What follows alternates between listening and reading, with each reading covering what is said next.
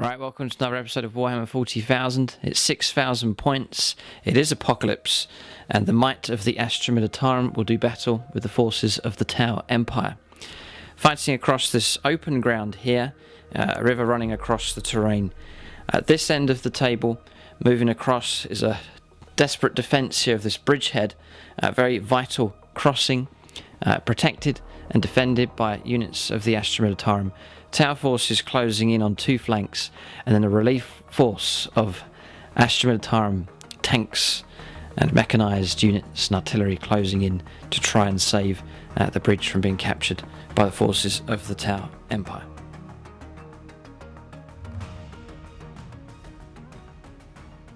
Right, so welcome to the 6,000 points battle. We were going to go for 5,000 points, but then realised we had a bit more Tau available, so we bumped it up to 6,000. The more the merrier here, but it also means that the Astra Militarum have bumped their army up to 6,000 points as well. So I'm running a battle-forged army here, and it's a double brigade, so 27 command points available here for the Tau. Actually, it'll be 26 because we purchased an extra relic, so 26 command points available in this customised scenario that we plan to play. So my usual 2,000 points plus an extra 4 from the rest of my Tau collection recruit here in strong numbers, a nice big force of them to take part in this battle. So just going to run through the list here.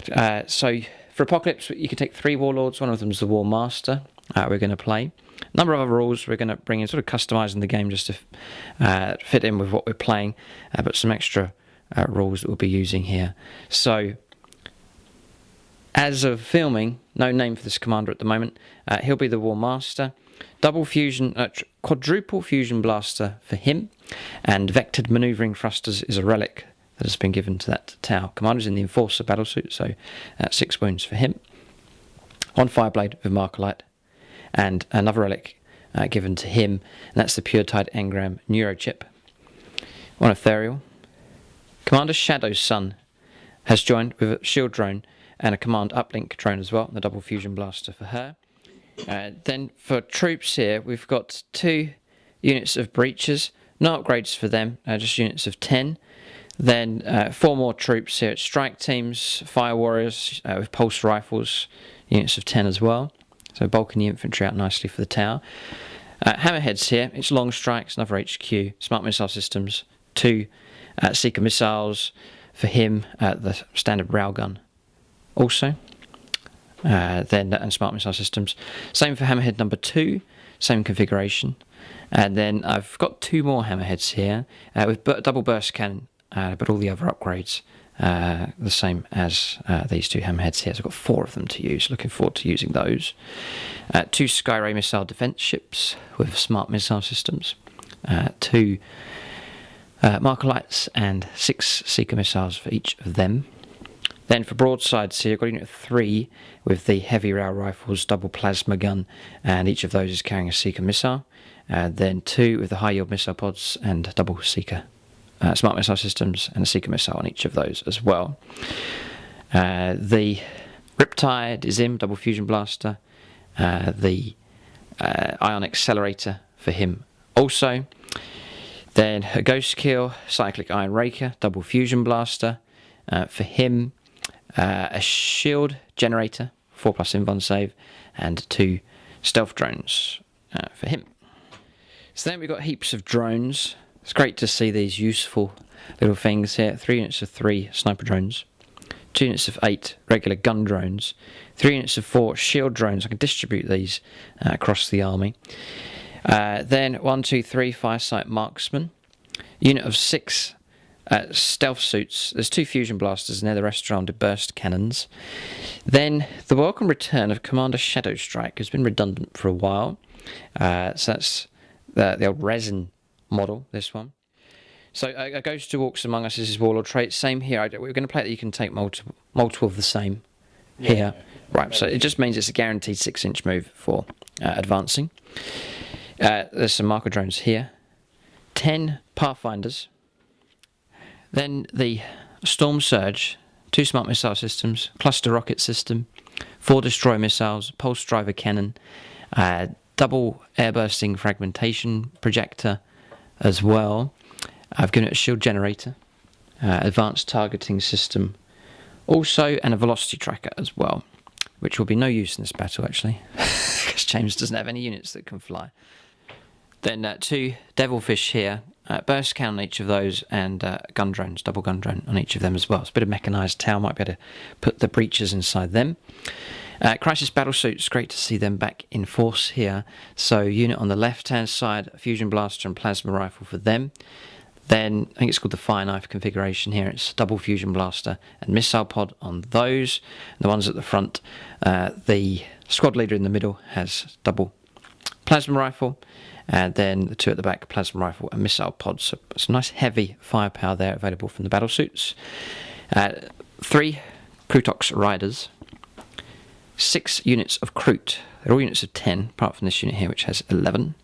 And then here we have 2 Krut Shapers and 2 units of 12 Krut Hounds.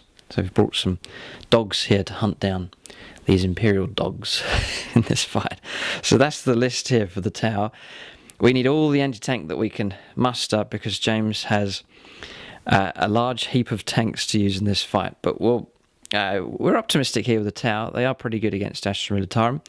So we'll see now what James has in his list. It is a bit scary when you see the number of tanks that he has brought along.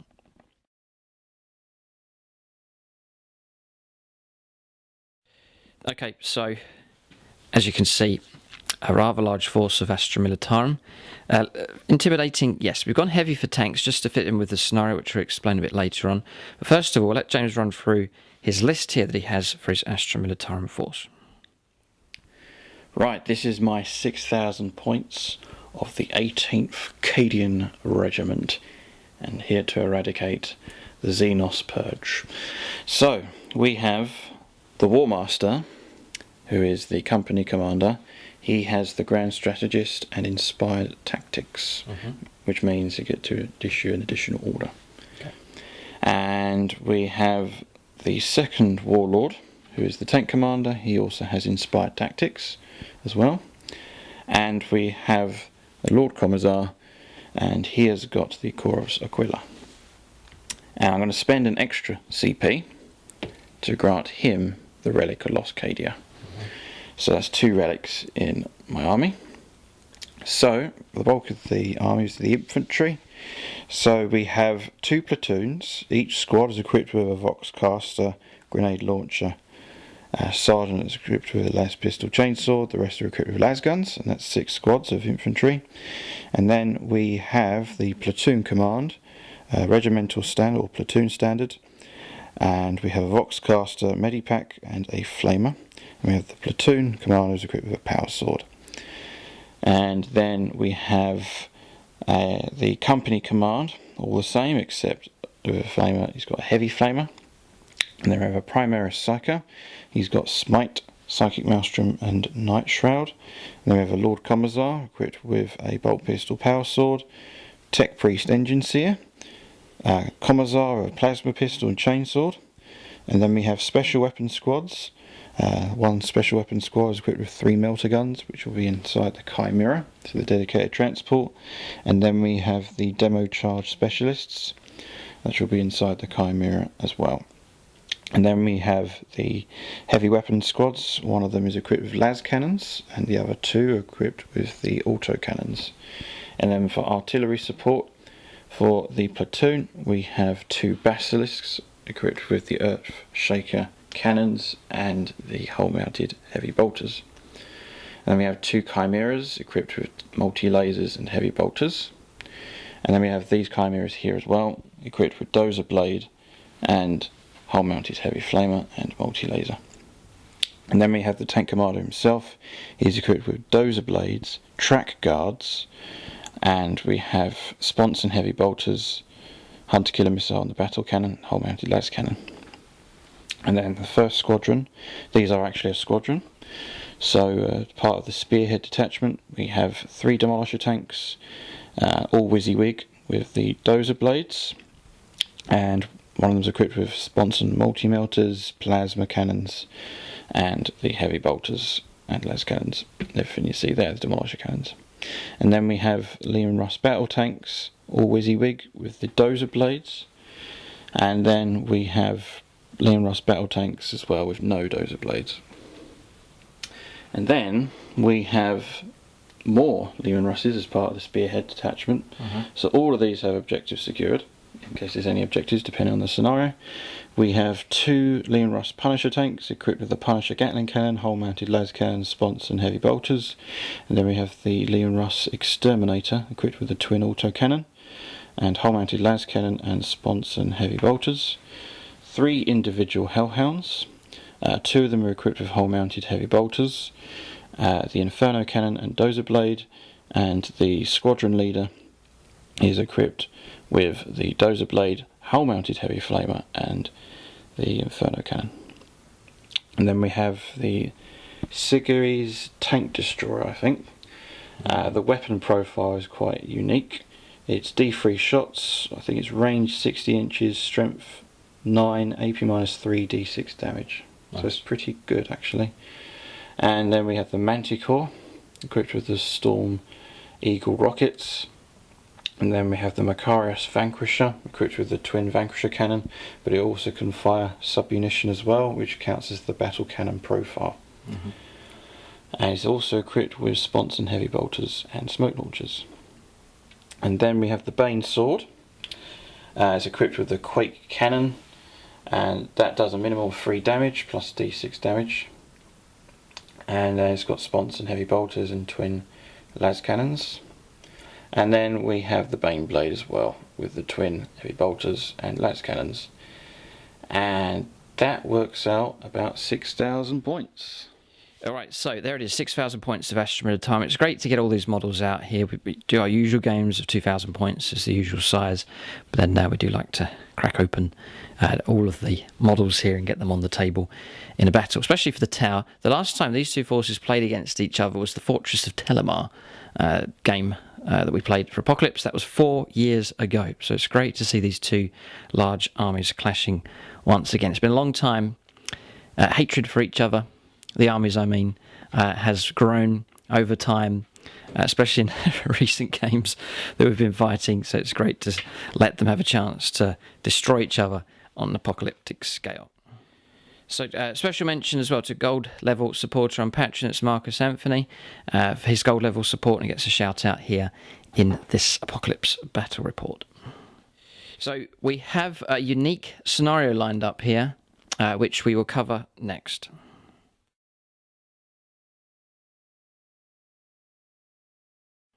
Okay, so we've generated a scenario here. It is customised and unique as per usual for our Apocalypse games. I reckon it should be pretty good fun. One of the things we've noticed with Apocalypse games is all the units on the board, or everything turning up on turn 1, and it immediately descends into just a big fight. So in this particular game, we're going to let the battle escalate and gradually build up in intensity, and it'll fit in with the scenario quite nicely. So the situation is there is a bridge here of vital importance. Look at all the arms and ammunition here. This is a real important area for the Astra Militarum. It is already being held by a small force, a small detachment that's held this bridgehead for a long time. News is that the tower closing in on the area, intent on capturing this bridge, and so a relief force of Astra Militarum has been dispatched, vast in number, to try and reach the bridge and secure it before the tower are able to capture it. So you can imagine a defence force here, and then the two armies converging on this area at the same time. So we'll see the battle gradually escalate as we randomly see different units turning up, and then the chances of those units arriving increases as each turn goes by. So we should see a small number of units start to arrive on turn 1, and then it gradually escalates after that. But there's a nice randomisation factor here involved, which should prove to be quite entertaining and interesting at the same time. So we had thought about rolling individually for units, but that's a bit too chaotic. So instead, we're going to split our army into battle groups, roll up individually for these battle groups, and then they'll turn up if they score the appropriate dice roll. So it could be any of these battle groups turning up. You may have a turn where not much arrives, all of a sudden a whole load of stuff turns up. We'll leave it to the randomisation of the dice roll, and then let that determine the narrative of the game and how it unfolds. So the disposition of forces in the game. The defence force will occupy this area here, as marked the edge of the perimeter by the sandbags. They can occupy any of this area onto the bridge as well. Then we have 6 objectives in this game. The relief force for the Astra Militarum will come on here. So this is where they're going to come on. They can ford the river, no problem, no restriction at all. And then they've got to head off towards the bridge. The road to the bridge and the bridge itself is what needs to be secured by the Astra Militarum. So to reflect that, we've placed 6 objectives strung out all the way up to the bridge and across. Objective number 1, each of these is worth 3 victory points to either side that holds it. So if the guard hold it, they get 3 points. If the tower capture it, they'll get 3. Objective here next to the Space Marine statue, that's objective number 2. Then objective number 3 is here, just inside this sandbag emplacement. Objective number 4, just at the start of the bridge. Objective number 5 on the bridge, and then at the back of the bridge here is objective number 6. So advantage for the guard is that they'll hold a good number of the objectives. The tower, some element of surprise for them, and some nice open ground as well, so their firepower may well be able to catch the Astra Militarum out as they try to advance. So where will the tower arrive is the question. It's on both of the flanks.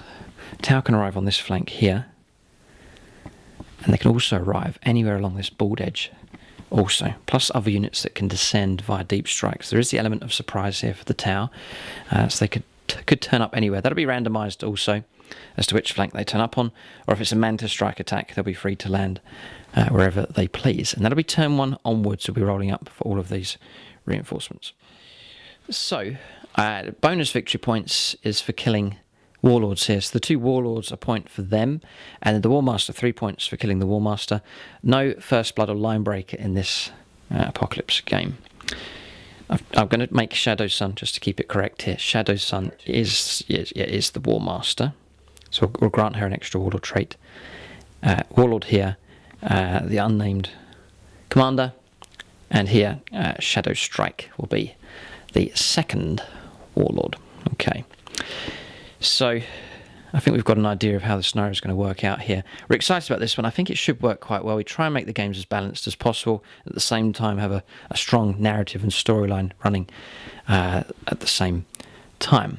So it is straightforward. Astra Militarum moving in to try and capture or relieve the defensive force at this bridge. The tower closing in from multiple angles and indeed descending from the skies to try and capture this vital area as well. So, each army is going to have 6 battle groups. James will start with one of the battle groups already on the board, that's anchoring the bridge, and have 5 to roll up for individually to come on. And then for the tower, they will have 6 battle groups to roll up for individually. So what we'll do now is we'll split our armies up into the relevant battle groups and let James deploy his defensive force here for the bridge. Right, just to mention the terrain that we're using club terrain here at SSWG. If you want to support the club here and check out the Patreon page, it's the Striking Scorpion 82 Patreon page. There'll be a link in the video description below, and you can help support the great local wargaming club here at SSWG. There's silver, bronze, silver and gold memberships available with different perks and bonuses there for those that want to support the club. And then some of the terrain that we're using is from GameMet.eu as well. So these hillsides here, this rocky terrain, is actually from them. And you can see some of it here as well. And then some of these containers that we're using in this battle is from a terrain set by GameMet.eu as well. So you can check them out for battle mats and also terrain available from them as well. Okay, so deployment's finished now. James has occupied his positions here with an infantry defence force. There's a tank destroyer as well, just perched nicely at the entrance of the bridge. Nice long-range weapon on that, covering pretty much the whole battlefield. And ready to snipe away at vehicles. Nice to have that unique unit here from Forge World taking part in this game. So, infantry squad here behind the sandbags. Also in this sandbag position here as well. Chimera just behind. Another infantry squad joined by Commissar, just occupying the sandbags here. And then around here, another squad here. So, across here, infantry squad occupying 2 levels. Heavy weapons teams, autocannons here, nice range 48 for them. Las cannon team just here. And then another autocannon team right on top behind these sandbags. We're saying that the building's been fortified, so it's going to grant cover. So that's the whole length of the bridge through to the end of the bridge just here. Just line of sight blocking terrain for all these boxes and barrels, and you wouldn't really want to hide amongst them because they're full of fuel. Not a good place to hide. Use your rules to sandbags. They'll offer some cover for the units when they're close to them. So dug in and holding their position here. We'll see if these defenders can maintain their position on the bridge until the relief columns start to arrive. It is some distance for James to cover, so he may need to accelerate here at full throttle. We'll see how fast these tanks can go as they try and relieve the bridge, and then at the same time anchoring the route to the bridge itself. Number of objectives to hold there as well. We've split the armies down into their battle groups. James has 1 on the table and 5 remaining to come on. Alright, so this command unit is inside the Chimera. I've just taken the standard bearer and put him on top of the Chimera there just to mark that he's inside. So the specialist teams inside Chimeras, they've been joined by Hellhounds and this command squad. That's going to be battle group. That's the first battle group there. Another battle group here. All of those. That is called that's Tank Company. Yeah, Emperor's Fist. Emperor's Fist. And these are in that group as well? Yeah.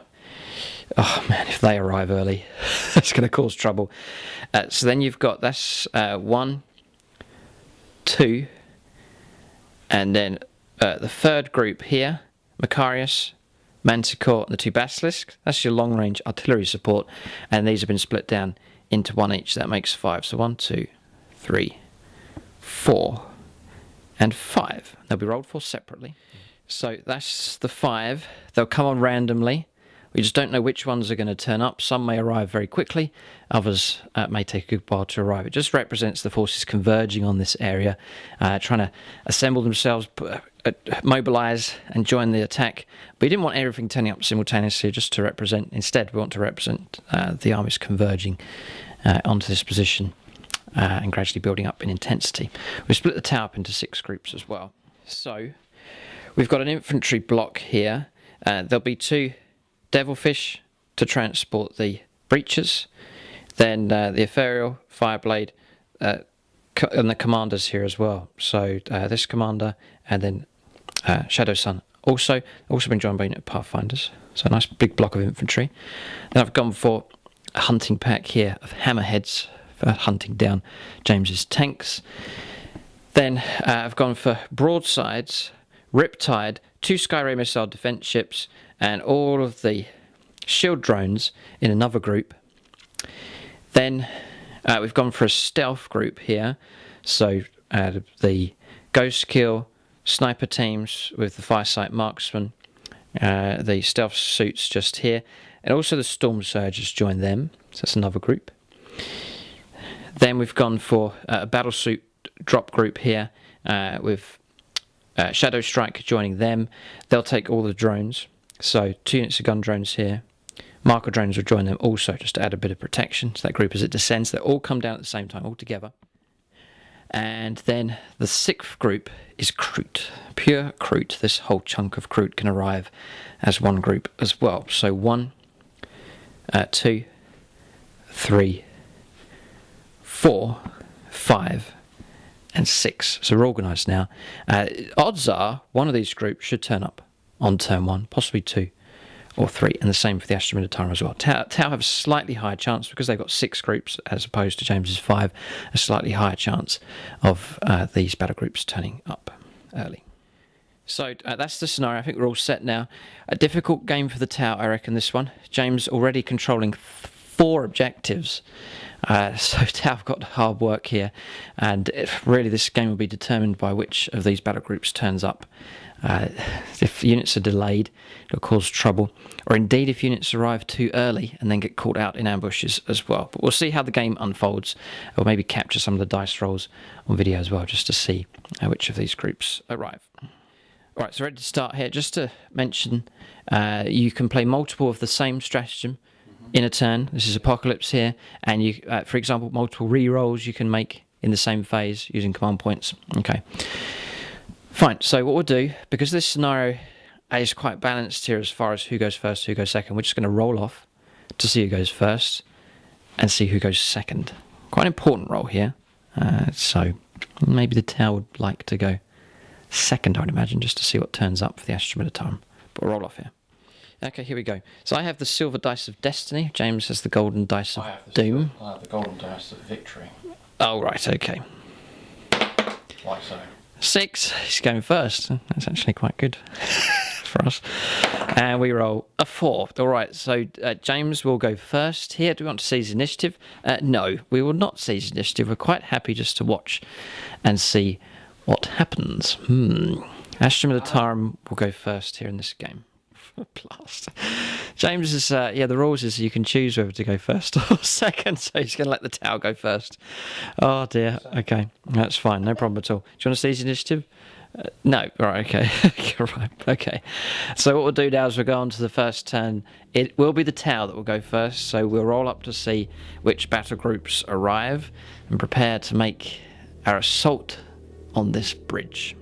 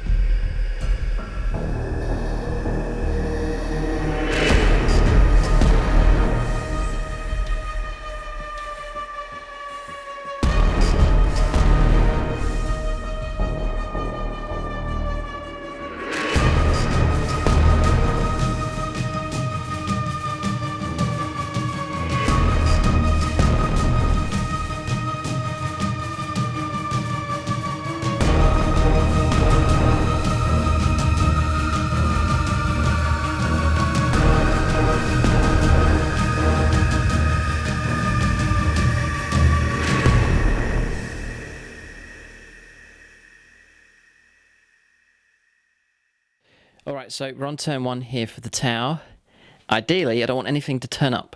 You can't use command rerolls for reserve rolls, so the fate of some of these units here is going to be decided. Anything that turns up early could find itself in a whole lot of trouble. Okay, so we'll start with the group I really don't want to turn up, and that's these hammerheads. Oh, 5. Okay, hammerheads will not arrive. It's a 6 to bring units on here, so unlikely that reserves are going to arrive. 6+. Then turn 2, 5+, 4+, and then 3+ after that. So I shouldn't see much turn up here. Infantry group. They're on. We do have Tau infantry arriving. The assault has begun. Let's see if they can be supported. May as well see if we can get some other 6s here. So we'll now go for this battle group here. 5 close. We'll see. There's another group I don't want to turn up, and that's the drop team here, the crisis battle suits. No, they haven't arrived. Okay, that's pretty good actually. I'm quite relieved so far. The stealth team. Wouldn't mind if they turned up now. Actually, now the infantry here. No. And then we'll see if the Crute turn up. They do not. One group has turned up for the Tau. That is the odds, 1 in 6, and that's exactly what's happened. So we'll start manoeuvring now for the Tau. We'll see where these turn up actually. So 1, 2, 3, it's this flank. It is somewhere along this flank edge. Tau infantry will begin their assault. Okay, turn 1 has begun, and we've got ourselves a fight already. So town infantry arriving, massed infantry moving down the valley here. I think this is a good spot. It will offer us a bit of protection from James's units as they arrive. James has to come on at this end, so we're nicely protected down here to some degree. And the great thing about the pulse rifles, should be in range of multiple units that James has, so we can immediately start firing on the defenders. So you can imagine the radio calls going out now. We're under attack. Send the relief columns as soon as possible. The tower have arrived. These are the 2 drones here for Shadowsun. She's in between the tanks just here. 2 Devilfish have gone 12s. They'll be able to shoot. And inside them is the 2 unit of breachers. Perfect units here for storming the sandbag emplacements. Commander just here with his 4 fusion blasters has advanced, so has Shadowsun, just to get nicely in range. They will be able to shoot with their fusion blasters. And the Pathfinders have sneaked them on here, maybe to use a later point in the game, nicely hidden. So a small fight has started here on this right-hand side as the tower immediately begin their assault on the bridge. We'll go now on to the shooting phase for the tower on turn 1. Okay, shooting phase resolved here. Firepower coming in from the Devilfish. The commanders here picking off guardsmen as well in range 18 with their fusion blasters. And then across here, some devastating volleys coming through from the Fire Warriors as well. 4 casualties on this squad, 6 casualties on this squad, and 4 casualties on this squad. So guardsmen being picked off here very rapidly by the tower as the infantry advance with the support of their Devilfish and also from the commanders as well. So an effective start here from the tower, not too bad at all, helping to eliminate some of the defenders of the bridge immediately here on turn 1. There'll be no charges, no assaults to take place, so we'll resolve some morale. We'll end the turn here for the tower. It's been a good start for them on turn 1 as the assault begins. Okay, so James has rolled up. Morale's no problem. He's got 2 good rolls here, and a Commissar, leadership 8. James rolled well for them also. So to the death, right? Okay. Oh, it was a stratagem, was it? Yeah. Right. Okay. D3 instead of D6. Fine. All right. So no retreating here. These guard will not retreat across this bridge. Their orders have been given, and they will remain here fighting to the death at this stage, despite the heavy casualties coming through from the advancing tower. The assault has started. We'll go now on to turn 1 for the Astra Militarum. James has these defenders in place. We wonder what will turn up here on turn 1. It'll be 6s. He's got 5 chances to bring on different battle groups. Does he want to? This is the way the game is starting to form now. Does he want to bring groups on? Because the tower could pounce on any reinforcements that arrive. We'll need 5s next turn to bring on units. It's likely that a number of our battle groups will arrive. We'll see what James rolls here. It'll be fascinating to see what he rolls up here. Turn 1 coming up next for the Astra Militarum.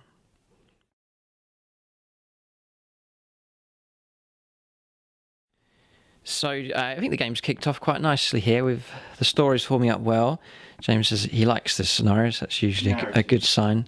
Yeah, narrative, nice bit of competition and a chance to see some units here that don't usually appear in games. It's been 4 years since we've played this.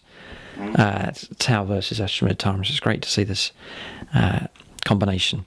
Again, real treat for everybody, I think. So, okay. Where's your golden dice? It's right. It's in your hand. He holds it for the entire game, by the way. Right. So, infantry relief force, mechanized infantry with hellhounds. A 6.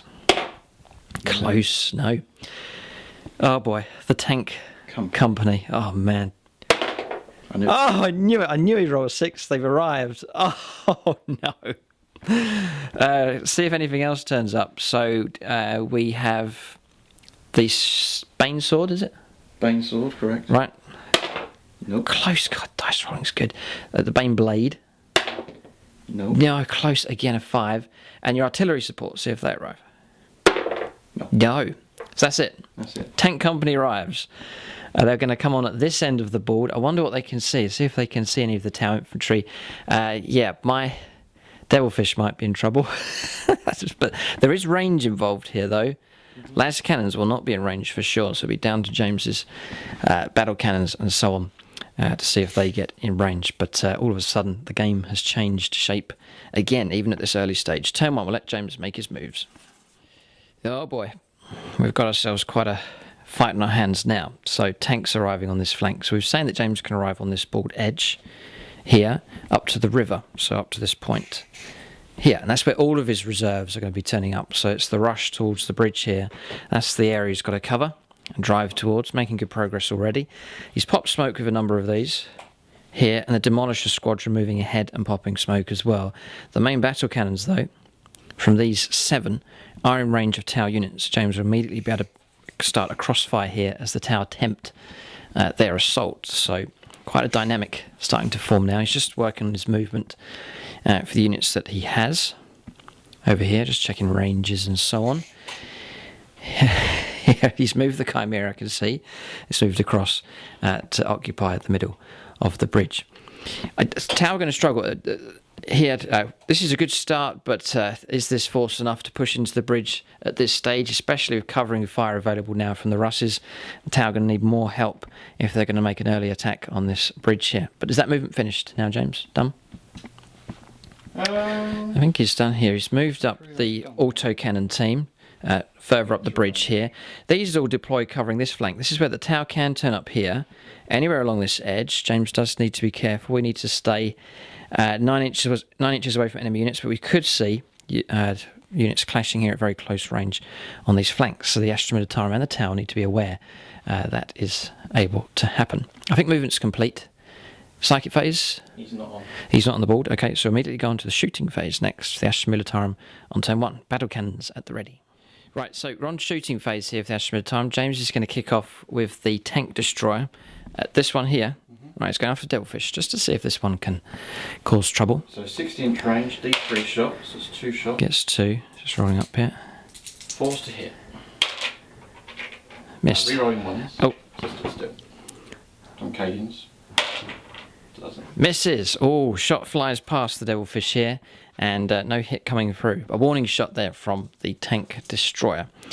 He's got some heavy weapons teams to fire. 3 las cannons. 3 las cannons. Oh, great. 4s to hit rerolling ones. They've all missed as well. He's got a 1 there. Oh, which hits. 3s to wound. Wound does come through. Get a 6-up save, which we fail, and it'll be d6 damage. A 3. Okay. So, wounds coming through. We'll let James continue his firepower here, but the Tau's surviving at this point. Yeah, so more firepower coming through. 2 autocannon wounds. We save 1, command rerolled and save the other. So still no extra damage coming through. Still 9 wounds remaining. Got another save to make here from autocannon shot, which we pass. It's AP -1. Got a 4. So Hammerhead in good shape here still. This is fire coming from the defensive units on the bridge, the heavy weapons teams. Alright, so firepower continuing to come in. Pitiful firepower coming from these squads here. No damage at all on any of these units. But 2 las gun shots here wounded, and we failed 2 saves, so 2 fire warriors removed from the central unit. That's las gun arrays and multi-lasers fired as well, but no effect. So it's all down to the supporting fire coming from the Lehman Russes next to see what kind of damage they can do with their battle cannons.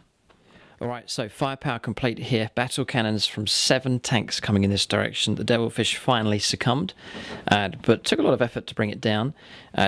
Took a casualty, it didn't explode, took 1 casualty as we disembarked from the breaches. They took 4 more casualties as James decided to use battle cannons against them as well. A couple of battle cannon rounds coming in to try and reduce them down as much as possible. James doesn't like breaches, but still we have a Hammerhead with 10 here, and 5 from this squad. Have survived as well. That shooting phase complete, so long range firepower coming in, but it's not blunted the attack here for the Taus. They'll be able to press ahead as we go into their second turn coming up next, and who knows what reinforcements could arrive. No charges, no Overwatch to take place, so we'll go now on to Tau, turn 2.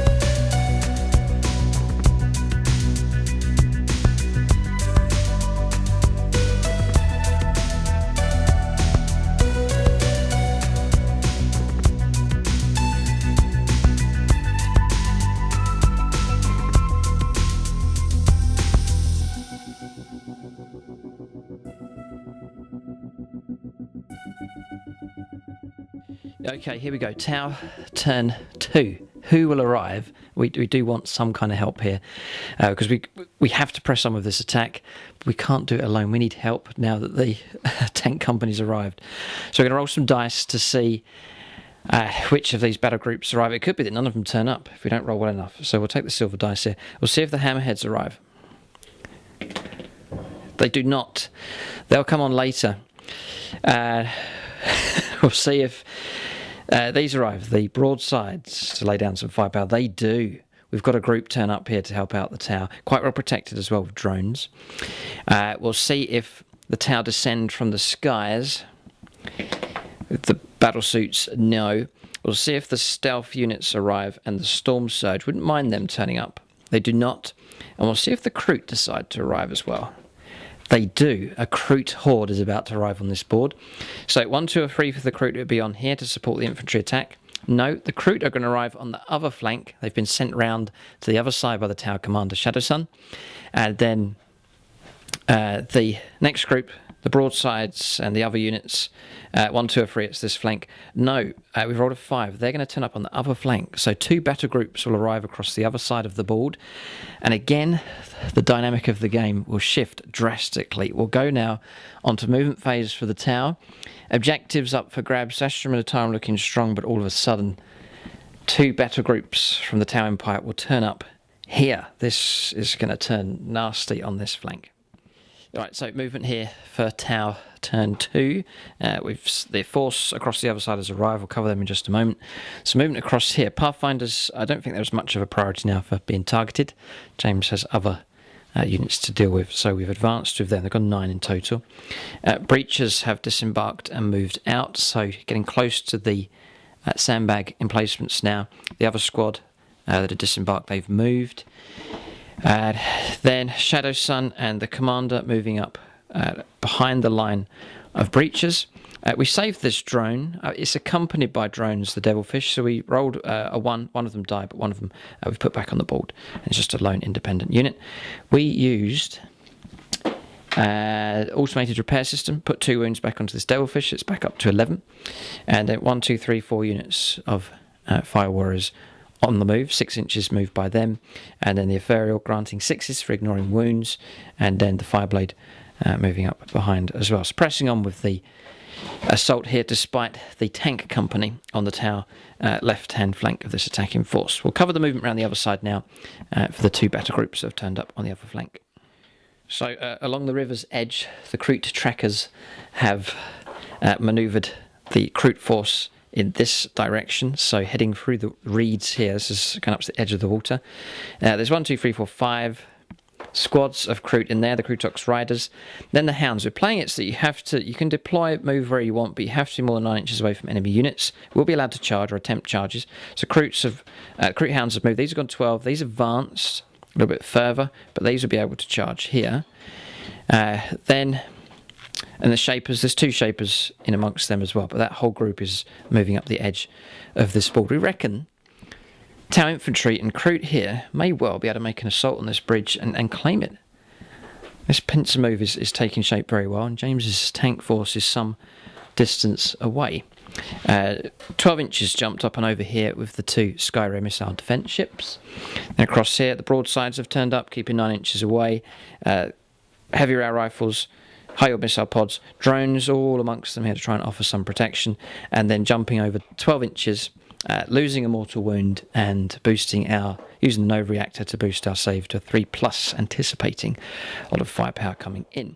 So that's movement done for the tower here, looking pretty good. It's all about how many tanks we can try and take out, if any. We'll see how we can do. There's a lot of heavy firepower available here, and then using our Kroot and tower infantry to continue to reduce the defenders down of the bridge, but looking quite healthy here for the tower at this stage. Both sides still plenty of reinforcements to arrive. We'll go now on to tower shooting on turn 2.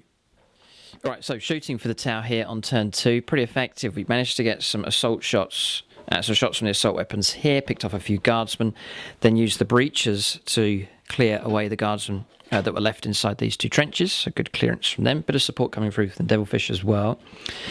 We haven't fired these 2 commanders yet. We're going to capture that in just a moment. We're going to try and take out this Chimera. Haven't fired this drone. We fired the gun line across here. Some of them starting to get in rapid fire range, and thanks to volley fire, a higher volume of shots come through. We've wiped out that squad. James did play. Was it go to ground? Take cover. +1 to the cover save, but still, the casualties coming through. So infantry entirely cleared away from here now. Just some characters and the Chimera left. So we'll fire the quadruple fusion blaster commander. We have put a marker light on here, so reroll ones. We haven't advanced, so reroll this one. So they've all hit. Be on 3s to wound. Wow, they've all wounded. So it's going to be AP -4, 4d6 damage. Wow, 16 wounds come through. The Chimera is no more. James can roll up to see if it detonates. It's rolled a 1. All right.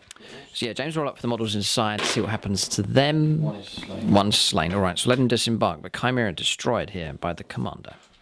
Okay, so James has disembarked, taken a casualty. That was the Flamer removed from that squad. I got the medic, fine, okay. We fired the drone. The closest model now is the Commissar over there, so we got a wound. James passed a save. So that's shooting done on this flank. We'll go around to the other side now, start firing across the other side of the board. All right, so tank destroyed here. The Chimera's been destroyed. James lost the Flamers, removed that. And then disembarked. It's out of range now of Shadowsun, so no target for her. We shifted a couple of inches with our vectored manoeuvring thrusters here from the commander, but using the shield here of other units to protect the character and then laying down some fusion blaster support. It's a tactic I've used before in smaller games and it's working well here in Apocalypse. Then the drone, closest target was the Commissar, hit him, wounded him, but James passed a save on a 5. So that's shooting complete around this side, and again, this is pretty impressive from the tower. They're sweeping through this area, killing the defenders and threatening the bridge, preparing to advance deeper into this zone. We'll go into the other side now and start firing with our Kroot and the other Tau force that has arrived. Alright, so on this flank, we've resolved the firepower from the Kroot, and it's been pretty effective here. 4 casualties. It's these squads here firing through. James played go to ground again, stratagem. Take cover. Okay, 3+ save from behind the barricade there, but still casualties coming through. We used Krutox Riders. They were in rapid fire range 24, causing trouble for James's heavy weapons teams. Lost a las cannon, wound on another, and then shots coming from here, multiple units, 4 units, so 40 shots coming through. A couple of shapers shooting as well. We have reduced 2 casualties on this squad, and then the autocannon team that was here are gone. They've been removed from play. So some good fire and advance here with the Kroot. This is good shooting taking place, just whittling the defenders of the bridge down as they close in. But a good pincer manoeuvre taking place here. You can see the Tau, Fire Warriors, and other units assaulting across the other side. Now the Kroot coming up the side of the riverbank. So now we turn our attention to this battle group here. Their task is to try and disrupt the armoured formation that's advancing towards the bridge. I'm going to use this guy right here. We're going to start with this one. I'm going to put the smart missile systems into that squad. They're going to take these 2 marker lights here. I'm going to try and hit the tank destroyer, needing 4s because we've moved, and then we're going to let loose of all 6 of the rockets. Okay, so 4 pluses to hit with the marker light. Yeah, okay, so that's got its hit. We'll then play uplinked marker light. So we can't regain, we've already regained this turn. James has already stolen this turn, so no extra command points come back. That's 1 command point to do that. We'll add another D3 marker light hits, just the one, but that's enough to let us fire the missiles at regular ballistic skills. 2 marker light hits on the tank destroyer. We'll then fire our 6 shots, needing 4s. Oh no, not so good. Toughness, 8? Yes. Force to wound. 1 wound does come through. It's AP -2. No. Okay. He's going to command reroll. We've got 2 misses here actually on 1s, which will be rerolls because of the marker light hits. Another 1 hits. See if it wounds. It does. It's 2. I can do. It's going to do a command reroll. Sure. No. Okay. So command point used up. James has got about 12, 13, 14 left. Tau got about 20 left here. So 2d6 damage. 5 wounds. We'll leave it at that. 5 wounds caused here against the tank destroyer. James says it's a 13 wound model. Yep. Tough enough for sure. It's kind of like a Stug, so it's got a harder character. Nice, solid unit. All right. Across here, this is awkward because James has popped smoke with these units. By the way, these 3 Russes, they fired, but then used the orders Smoke and Shrouds. They've activated smoke as well. So these tanks are actually very well protected here. The tower going to struggle to hit them. We know that the days of these are limited. They'll not last too long, so we are going to let loose of all of the missiles. We need to resolve their smart missile systems. Do that in a moment. We'll fire again smart missile systems into them. We'll let loose the rockets and the marker lights into the command tank here. Yeah, so 3 wounds caused here. That's the smart missile system here. James is just going to roll up. Ignore cover. Ignore line of sight. So I'm going to spend a stratagem to take cover. Okay, take cover coming in again. James. Apocalypse. So Yeah, no, you can use it multiple times. No problem. Yep. Passed. Okay, good shooting. We'll fire the other smart missile system against you as well. Leave 4s. And just the one more. This guard squad well protected here, but a casualty taken. Okay, 2 marker lights here. Leave 5s. This is, yeah, we got it. That means that we can go for 1 marker light hit. We'll then play uplink marker light again as it's Apocalypse. D3, another 1. That's enough to let us loose our missiles now needing 4 pluses. This is into the tank commander here. 4s. Oh, not so good again. -1 to hit rolls. Smoke. Fine. Okay, so that's a miss. And we'll reroll these ones. Ah, shocker. We'll try and wound. We do wound. -2. No, come on, reroll again if you wish. Be D6 damage. No. Okay, here it comes.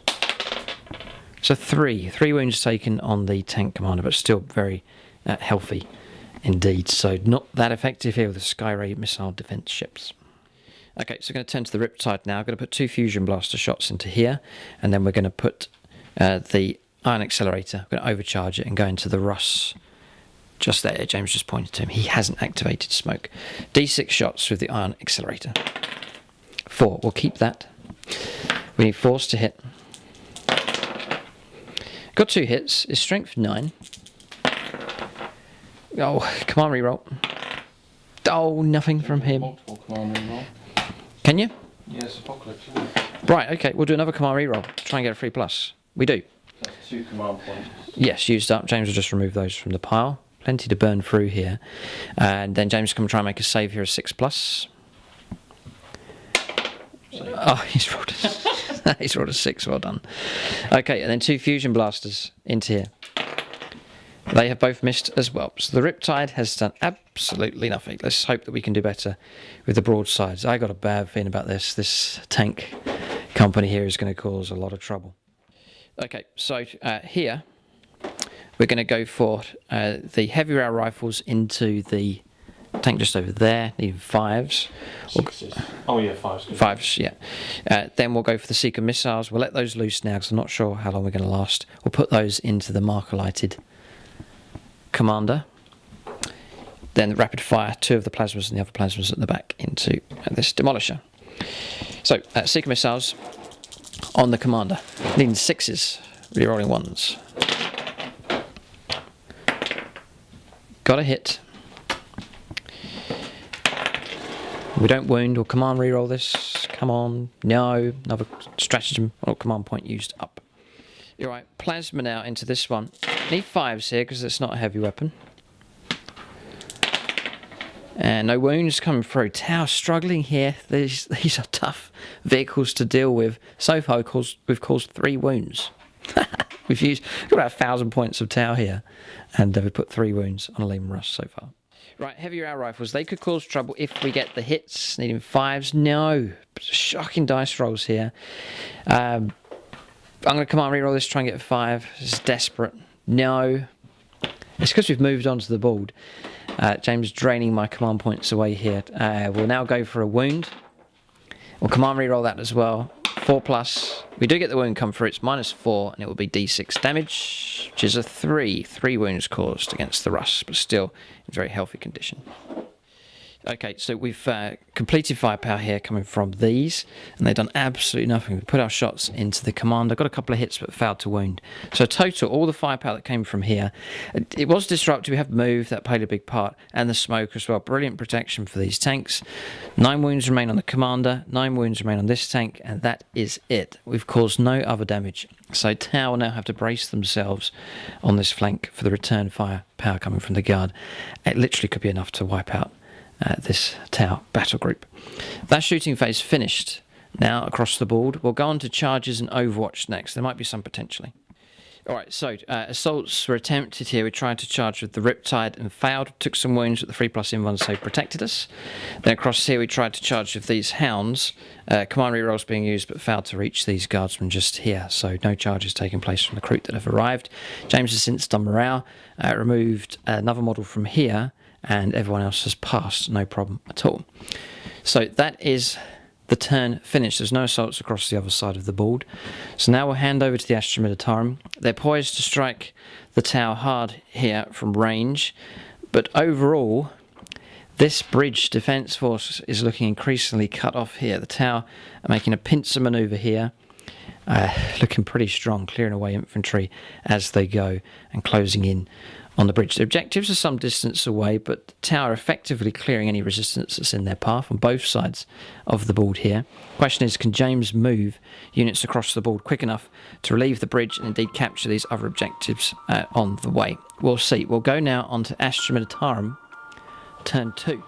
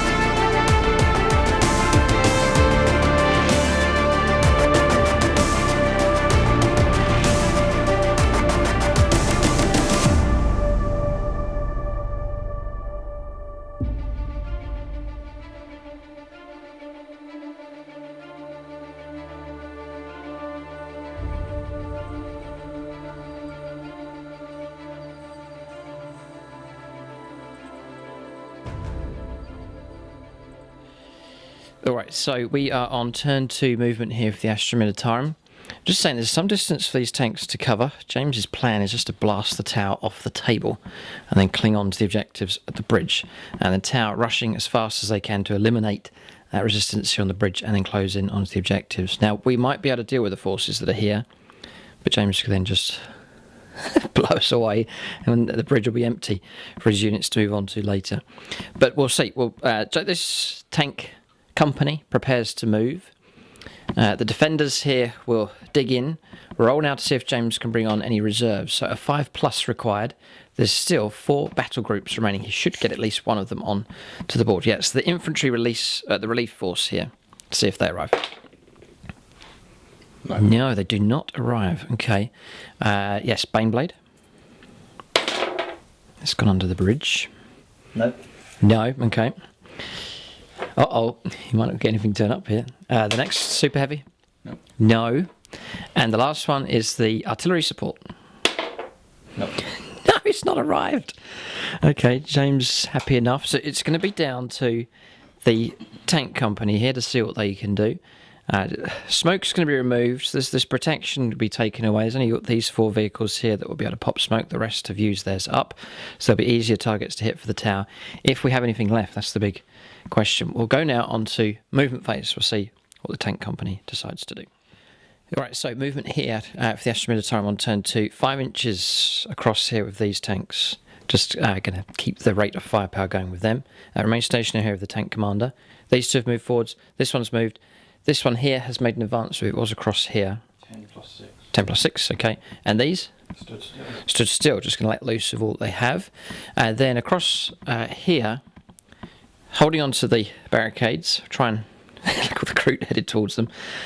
Commissar's on the run, and the characters have moved from here and have pulled back to behind the sandbags. Looking quite empty, though, across the bridge as the tower infantry continue to press ahead.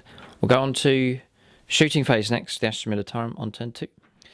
Okay, so we're on shooting phase. I thought James is going to be crawling across the table here, but he's played, it's an order, full throttle.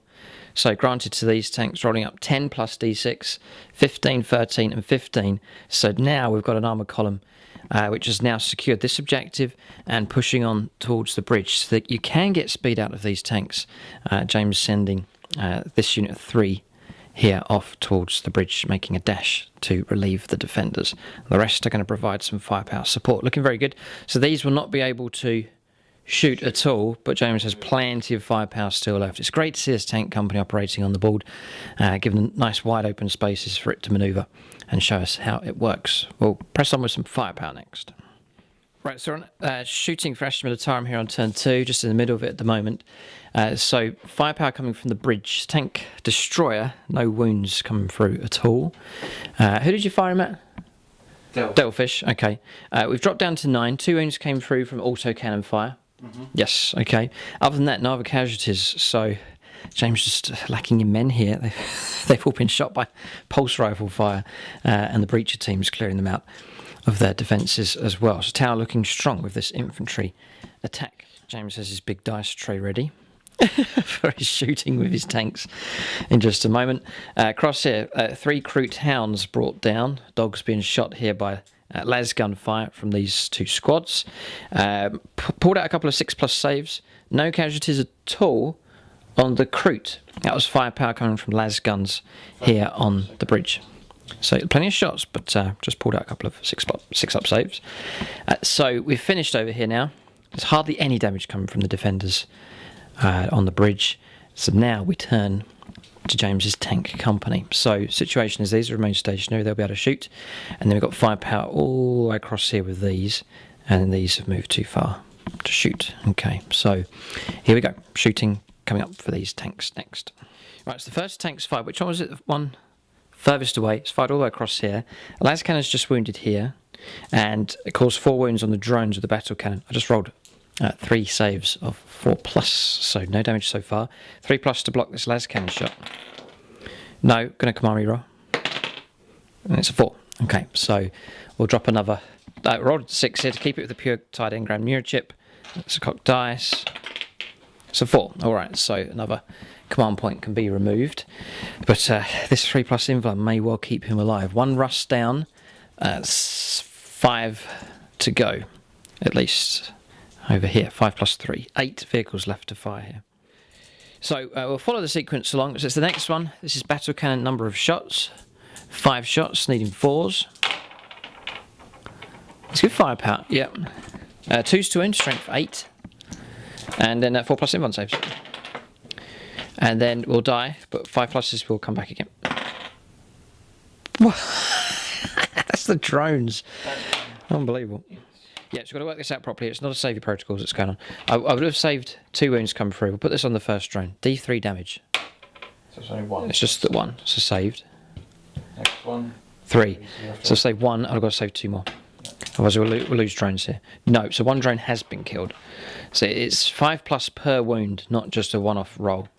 So that's it. It is for saviour protocols where you just take a mortal wound regardless of the damage. So that's different. But here, it's multiple wounds come through. All right, so 1 drone gone.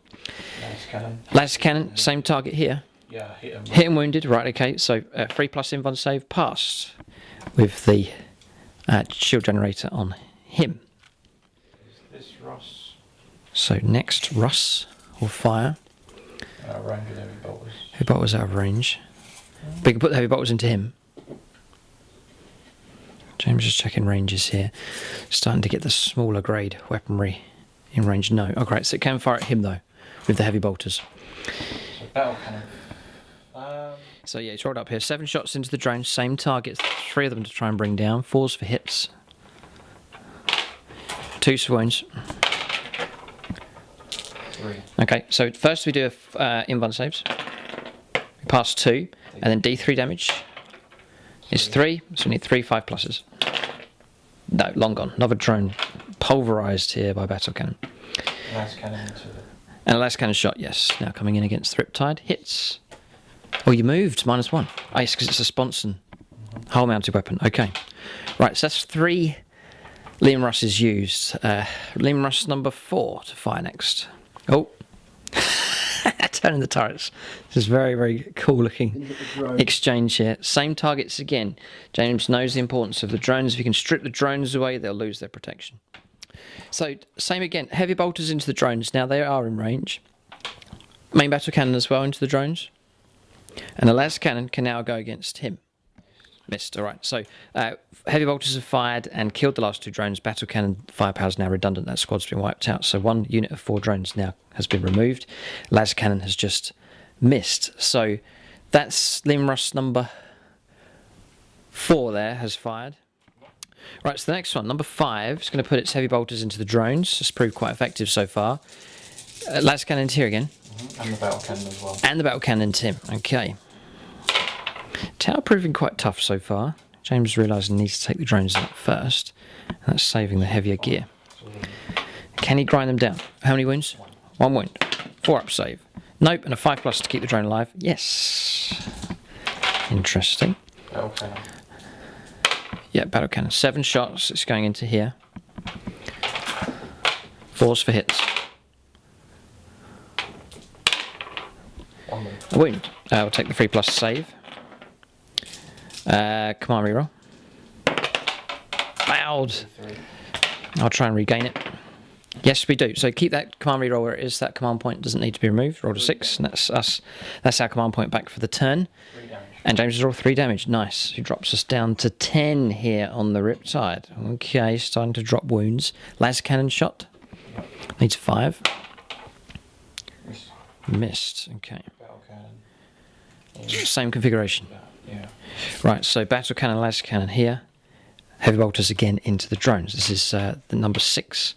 Liam Russ about to fire. No, change of mind here. Laser cannon, battle cannon into these. Heavy bolters into the drones. Okay, so James can choose the sequence of which weapons he wants to fire first. Yep. Looks like the battle cannon. 3 shots. 3 shots. Just when he needs a good roll. Command reroll. 5+ are we going? No, to take a CP away and I'll reroll this dice. So Okay, he's gone to 6 shots. 4s. 3 hits. 3s to win. 2. 2 wounds come through. This is against these. Yeah. -2, so we get 4 up save. We'll take the 4 up saves. We passed 1, and we will. Why not? Yeah, go on. We'll command reroll 1. No, another command point used up, and D3 damage.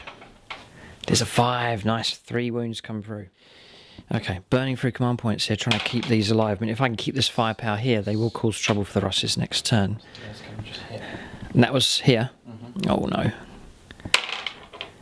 It does wound. I'm going to have to put a shield drone onto it. 2+ saving protocol. 2+ first of all, yes, for save your protocols, yes. And then 5+ to keep the drone alive. It does stay alive. Nice. Well done, drone. Superb work. Okay, James completed firepower. Heavy bolters caused 2 wounds. We saved 1, but lost 1 here. So 1 drone gone. Yes. So, right, what we've got here is these. These could cause big trouble if they manage to bypass the drones and the armour saves here. Las cannon is... Which one? You're going to go for the broadside. Going for the broadsides. Demolisher cannon? Demolisher cannon into them as well. Broadsides, yeah. And right, he's offloading everything into these. Uh-oh, this is where we need drones. Okay, so 2 multi-melter shots. 4 pluses. Right, it's going for Las cannon first. Hits on a 6. Wounds on a 6. Oh no. Right, drone it is then. 2+, save your protocol. 5+ to stay alive. Still alive. Damage is irrelevant here. Whatever type of wounds it is that comes through, it's just a mortal wound caused, and then we rolled a 5+ to keep the drone alive. Superb work from these shield drones, units of the game so far, protecting these broadsides. So your choice now, you go for the melters, multi-melters, or the demolisher cannon. Demolisher cannon. D3 shots, isn't it? Yes. 2 shots. You don't get 2 D3, you don't fire twice. Oh yes. Still. So that's 4 shots. It's good gamesmanship there, just reminding James. 4s for hits, gets 2 hits. 2s for wounds. 2 wounds come through. This is D6 damage. Yes. Okay. 2 drones again then. 2 pluses. Yep. And 5 pluses to stay alive. There's a cocked dice there and 1 failure and a 6. So 1 drone removed. We'll go from the battered squad here. So it's coordination, I think. Should have fired the tank. So 2. So you've got 2 melter shots now coming in. We're protecting these broadsides, but drones gradually being whistled away. 4s. James gets the reroll yet for Cadian. Double 1. 2 failures to wound. Right, situation here. 3 tanks left to fire. These 2 and the tank commander, and still loads of tower targets here. And who knows what could turn up next turn on turn 3. Heavy bolters into them. The drones, yes. Battle cannon into those drones. These drones, okay. And las cannon into them. And hunter killer? Hunter killer missile into them. Into them as well. Okay, so the heavier gear. So you choose the order, how you want to play this. I'm going to do the heavy bolters first. To try and pick off drones. Yeah, okay. Good idea. So remain stationary, it's 3s to hit. This is the tank commander firing. 3s to wound. Just 1 wound comes through. We'll take a 4 up in one save, which we pass. Okay, drones still remain. There's 6 drones to try and get through.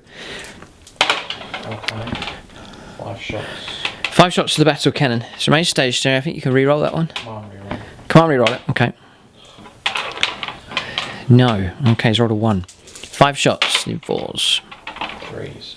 3s with the commander, yes. They've all hit. This is good. 2 to wound. All wounded. Okay. 4+ invuln saves. We saved 2. Drones in trouble here. D3. No, damage is irrelevant on drones. Oh no, sorry, no it is. You're right. This is because you're actually shooting against the drone. So 1 damage, so 5+ to save this drone. No. D3 damage on the next one. 1 damage, 5+. Oh no. No, 1. The last one. 2 damage. 2 damage and even 5 pluses. Oh no, 3 drones gone. Ouch, that hurts. Good shooting from the tank commander here. 3 drones removed. So now we've got a hunter killer coming into these. There's 3 drones to protect them. Missed. Rerolling 1 soon. He's rolled another 1. You can hear a gasp of desperation here from James. Las cannon hit some wounds. We'll go for a drone. We'll go from the busted unit here with just 1 drone left. So 2+, and then 5+ to stay alive. No, drone removed. 2 drones left protecting these battle suits here. Alright, so we're down to these 2 tanks. This is all that's left. This is the last of the firepower actually for the Astra Militarum. So he's going for heavy bolters here. Demolisher cannon and las cannon into here. Into those. Right, okay. This is important here. If James can strip away the 2 drones, he can start breaking in with some very heavy, nasty firepower. 1 wound. 1 wound from the drone. I really want to keep this one alive. 4+. I'm going to command re-roll that. Yes, we keep him alive. Burning CPs. I've got about... Well, I have 11 left here. I'm just checking. There's 11 left, so still plenty here. But both sides burning through CPs here. James has 8 remaining. Right, demolish your cannon. Oh no, 3 shots. Gets his 2 hits on a double 6. 2 wounds. 2 wounds on 3+. Oh boy. Okay. We'll have to go for drones. 2 pluses. And then 5 pluses to stay alive. Oh, we keep 1 alive. Another drone removed from plate. We're down to 1 drone left. Laser cannon. And it's a laser cannon shot coming in. Needing a 4. He misses. We're going to have to go on to the next tank, the final tank here. Plasma sponsons, las cannon, and demolisher cannon. Can he break through to the broadsides here or not? So, choices to make here. There is 1 drone to try and get through, and then different targets here. Unload into them. Everything going into those. Okay, here we go. So I'm going to do the plasmas first. 2d3 shots. Yep. So that's 5 shots. 4s. Rerolling 1s because I stood still. Yes. He's got himself 4 hits here. No overheating. Strength 10. No, it's plasma cannon strength. Plasma, sorry, I think it's the demolisher cannon. Yep. 3 to wound. 3 to wound. These are all terrible here. Another gasp from James. Just 1 wound coming through against these. What's the damage on these? 2. Damage 2. Okay, think wisely here. I'll take damage 2 and try and make a save. Failed. -3. It'd be a save of 5+. No, we'll take the damage. So down to 1 wound left on these. Okay, just to keep him alive. So now the next choice of weapon is the demolisher cannon or las cannon shot. Demolisher. 2d3 shots. 5 shots. Just needs to get these hits. 2 hits. Rerolling 1s. Still just 2 hits. 1 wound. Now's the time for a command reroll. He doesn't want to burn these up. Do you want to use it or not? Come on, reroll. He's going to have to. Okay, so here it comes. So 2+, isn't it? It's toughness 5. 2. Just about rolls a 2. 2 wounds coming through. This is d6 damage a time. I think you've got one of these. In which case, I'll go for. I'll take a drone. So drone will take the hit on a 2+. Yes. 5+ to stay alive. No, drone's gone. And then whatever damage comes through, we'll just kill him. Because I've got 1 wound left. It's been 3. Okay, so 1 broadside removed. Right, last shot of the turn. One las cannon shot, needing a 4. Gets the 4. Needing a 3. Gets a 1. Come on, reroll. No. He just wants to save his command points. Alright, and that marks the end of the shooting phase here for the Astra Militarum. Right, okay, potential charges to take place. He might try and roll his way down the hillside here to try and silence these Tau broadsides. But what a lot of effort it's taken to get through these. It's the volume of shield drones here protecting these broadsides. 4 of them left. Incredible result. We will go on to charges and Overwatch next, so we'll see what James decides to do. Okay, so James is elected not to charge. He would have gone into a whole load of Overwatch here. This is Tau Sept, so it would have been 5 still on Overwatch. Would have got supporting fire from multiple units, so he's decided not to charge down the hillside. He's learnt that from previous games here, how deadly Tau Overwatch can be. So we're going to remain as we stand here. There's morale, that's auto pass. Drones are all gone. And then morale over here, we passed with the dogs, so they'll not run. No more of those models will flee. That's the end of the turn here, so we'll go on to the 3rd turn now for the Tau. Approaching the middle stage of the game, we've got a nice dynamic to the battle here. Flanking force of Tau moving in. We've got a tank company sweeping down the valley here as well. Very impressive to see that and all the firepower. And the Tau infantry attack continues. The bridge does look under serious threat here, and its defenders have pulled back to the entrance to the bridge just at the top. So looking healthy here for the Tau still, but the tank company proving very, very difficult to deal with. Very tough indeed. I wonder what might turn up next for the Tau on their 3rd turn. There's still 3 battle groups remaining to bring on for them. Tau turn 3 coming up next.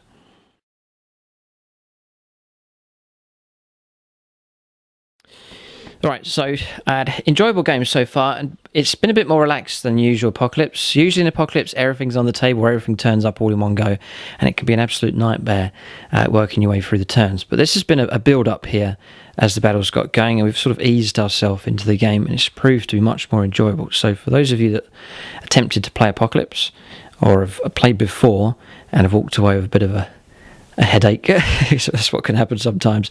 This gradual introduction of units onto the board has been a lot more relaxed, a lot more enjoyable, and exciting as well, because who knows what could turn up and where. And gradually, as more and more battle groups arrive, the game will turn apocalyptic in scale. We're halfway there, still a whole load of stuff to bring onto the board here. There's all this for the tower.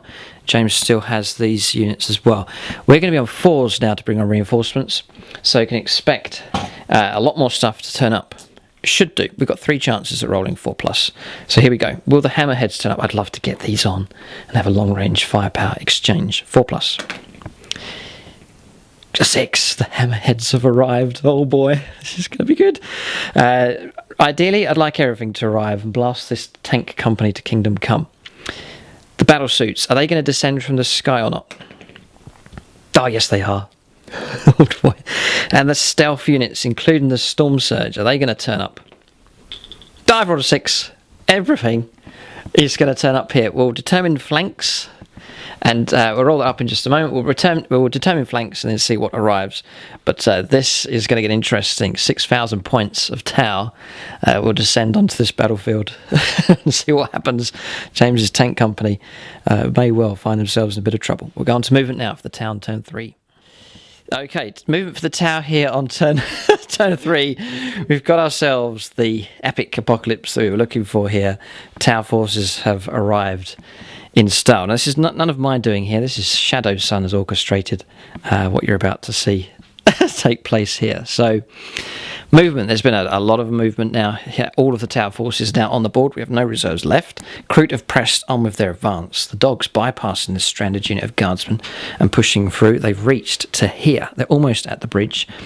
We haven't advanced with any of these. We've just moved 7. Krootox riders moving as well. Commander Shadow Strike has descended from the sky and landed here at the back of the bridge, along with a unit of Crisis battlesuits and a unit of marker drones. Along here, Storm Surgers arrived, 6 inches moved with that.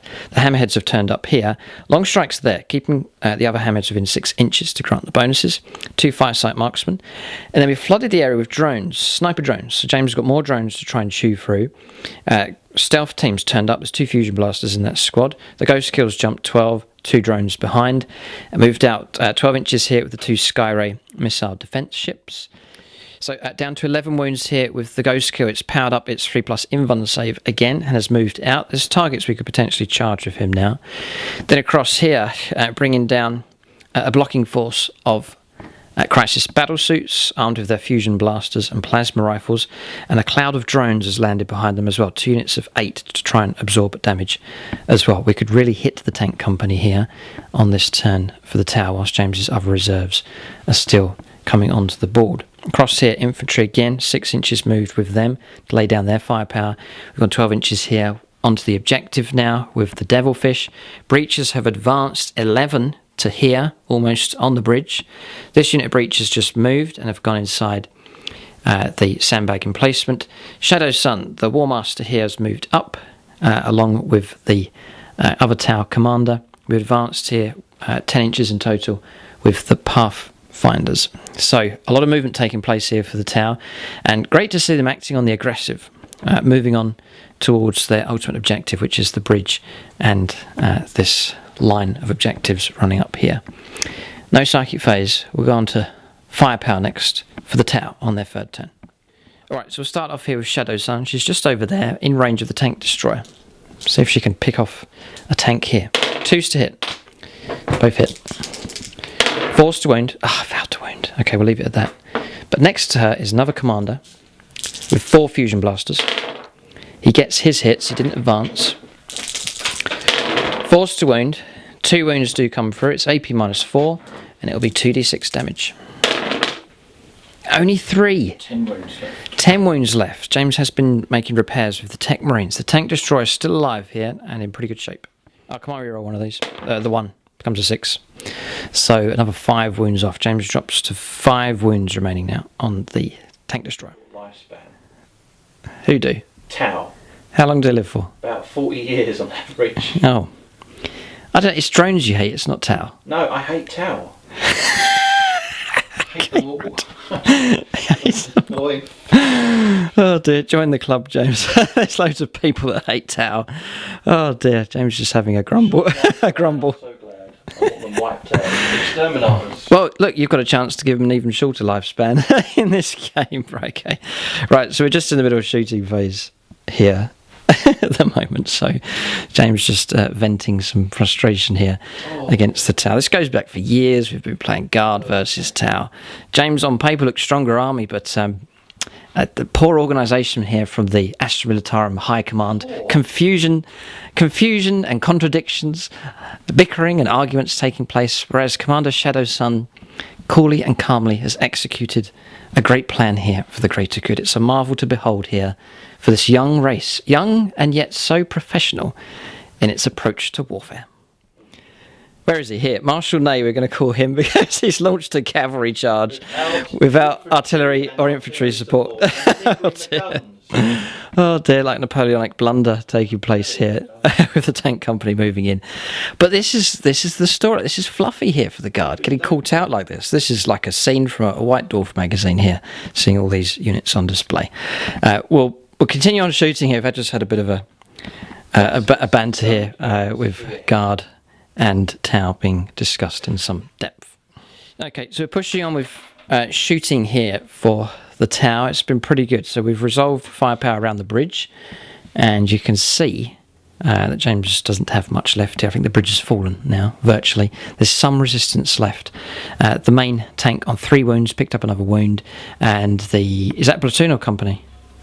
Platoon commander's still alive, and a tech marine or tech priest there, and an engine zip. So that's it. Everything else has been deleted. The heavy weapons teams are gone. That's firepower coming from here.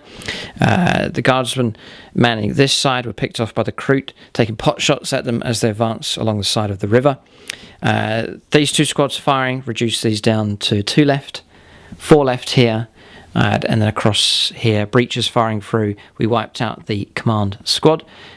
Fire warriors firing through helped to destroy the command squad here, and they picked off the Commissar, who was the closest model, and he's been brought down by pulse rifle fire, hit in the back and wounded multiple times and brought down.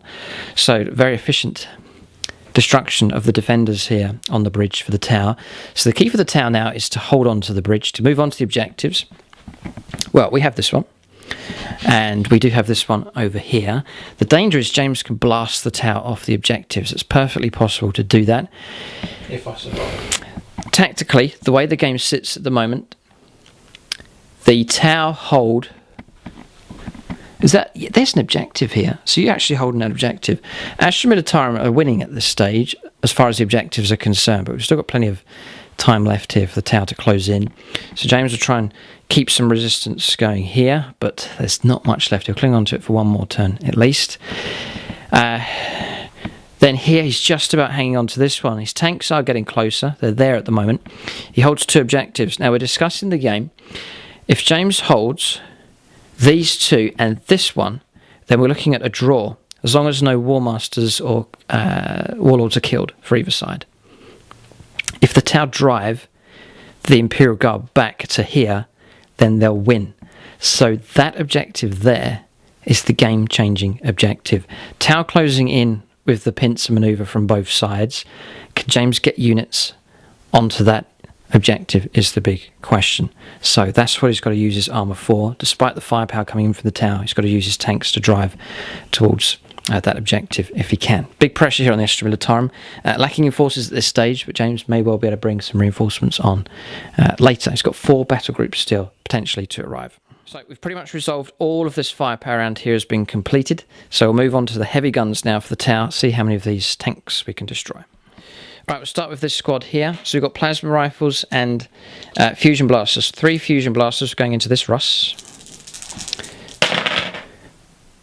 Just 1 hit. 4+ to wound. Yeah, the wound comes through and it'll be a straight D6 damage, which is a 4.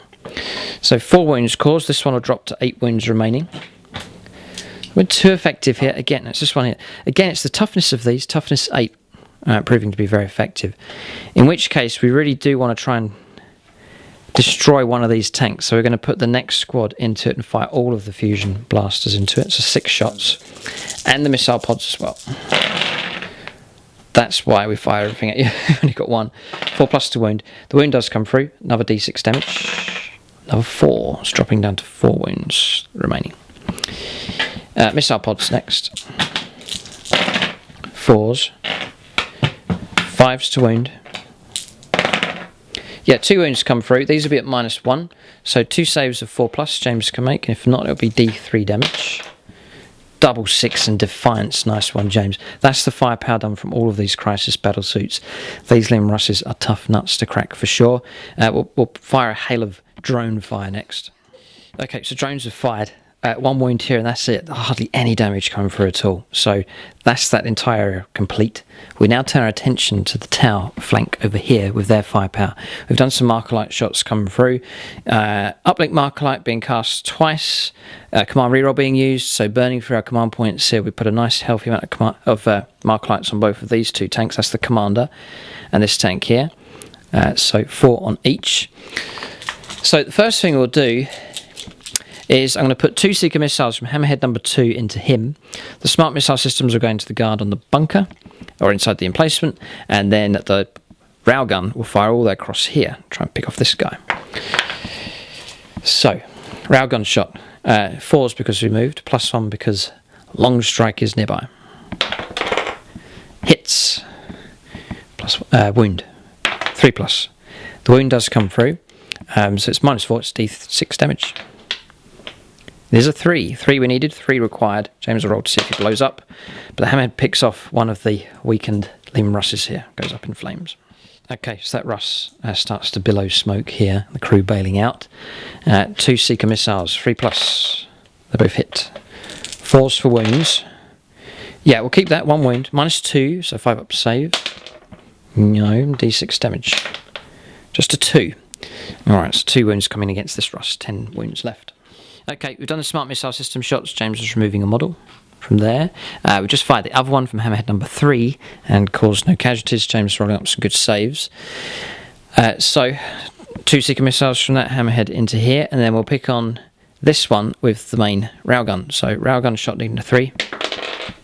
Missed. Command reroll. We're just going to burn through these here. 2 is a miss. 2 Seeker missile shots, or 2 Seeker... 2 Seeker missiles. They've both missed as well, 2 and 1. So Hammerhead number 3 disappoints here. Right, Hammerhead number 4 is firing burst cannons. It was burst cannons as well from Hammerhead number 3. Another 1 casualty. James has 2, 3 left in the emplacement. 2 left. Okay, Seeker missiles. Again, just going to use these up. And then the main gun here, which you can see as well. So, see if we can do better than number 3. Gets his hit just about. 3's for a wound. The wound does come through. There's no mortal wounds. It bypasses the armour. D6 damage. Just the 1. Come on, reroll. 2. Marginally better. Dropping to 7 here. James comes off lightly with that shot coming through. This is 5 command points left. 2 Seeker missiles needing 3s. 1's missed. And no wound. We'll leave it at that. So Seeker missiles used up. Struggling here with the hammerheads. We need long strike to show us how it's done. Alright, long strike. Same targets here. Who uses smart missile systems to try and pick off the last 2 inside the bunker. 2 Seeker missiles here. And again, we'll try and pick on this Russ. 2s to hit. 1. Command reroll. 4 command points left. Got our hit. Wounds coming through. 2s to wound. It's a 1. Command reroll. I'm glad this is Apocalypse here. We get the wound. Okay, so d6 damage. 5 wounds, down to 2 with this Russ. This one's in a sorry state. Here, 2 shots with the Seeker missiles. 2 hits. 4s to wound. 1 wound does come through. -2, 5 up save. Russes are so tough. Doesn't save. And we score a 6. So down to 4 wounds left now on this Russ. So not too bad. Yeah, starting to billow some smoke from these two taking damage, and then we'll resolve the smart missile systems firing. Okay, switching targets. We're going to fire these two. We're going to fire everything we have into this demolisher. So heavy air rifles, lean 4s. Got marker light hits here, by the way. That was coming from marker lighting from these. They have since fired their smart missile systems into the side of this tank and have caused just 1 wound. Forced wound. Ah, no, please, no. You're going to spend 3 command points on 3 rerolls? Oh, I've only got 3 left. Pressure now. Pressure. They've all spent. I've spent 24 command points. So even more actually, because I've been regaining some of them. So it's 28 actually. 9. I'm not going to reroll now. I need to start saving command points now. All right, so we'll leave those. So 0 impact there. We'll fire the plasma rifles, but that's a disappointment. That was decent RAL technology there, and I've failed to make any impact against these tanks. That could be our doom here for the tower if we don't deal with these main battle tanks, plus all the other reinforcements potentially that could arrive. Okay, so we've done a chunk of the firepower here. We saw the hammerheads struggling. Down here, we fired all these broadsides. Some pretty good results coming through. In total, we fired these as well. Fusion blasters firing here. We fired the ghost kill as well. Fusion blasters, cyclic iron raker firing. And in total, and the snipers contributing actually, picking up a good number of wounds from them. 4 in total actually. Reducing this one down to 4, this one down to 3. So these two are in a sorry state here. So situation then. A lot of tanks still alive, but a good number of them in trouble. 3 wounds, 4 wounds, 9 wounds, still with a stack of marker lights on here. 3 wounds left on this one, and 2 wounds left on this one, and so far just 1 destroyed. Units that we have left to shoot with for the tower is the Riptide, and also the Storm Surge here also. Going to fire the Riptide, going to put double fusion blaster into this, and this the ion accelerator into him. So ion accelerator, forced to hit rerolling once. Reroll those 2. Got some hits here. 3's to wound. We're overcharging.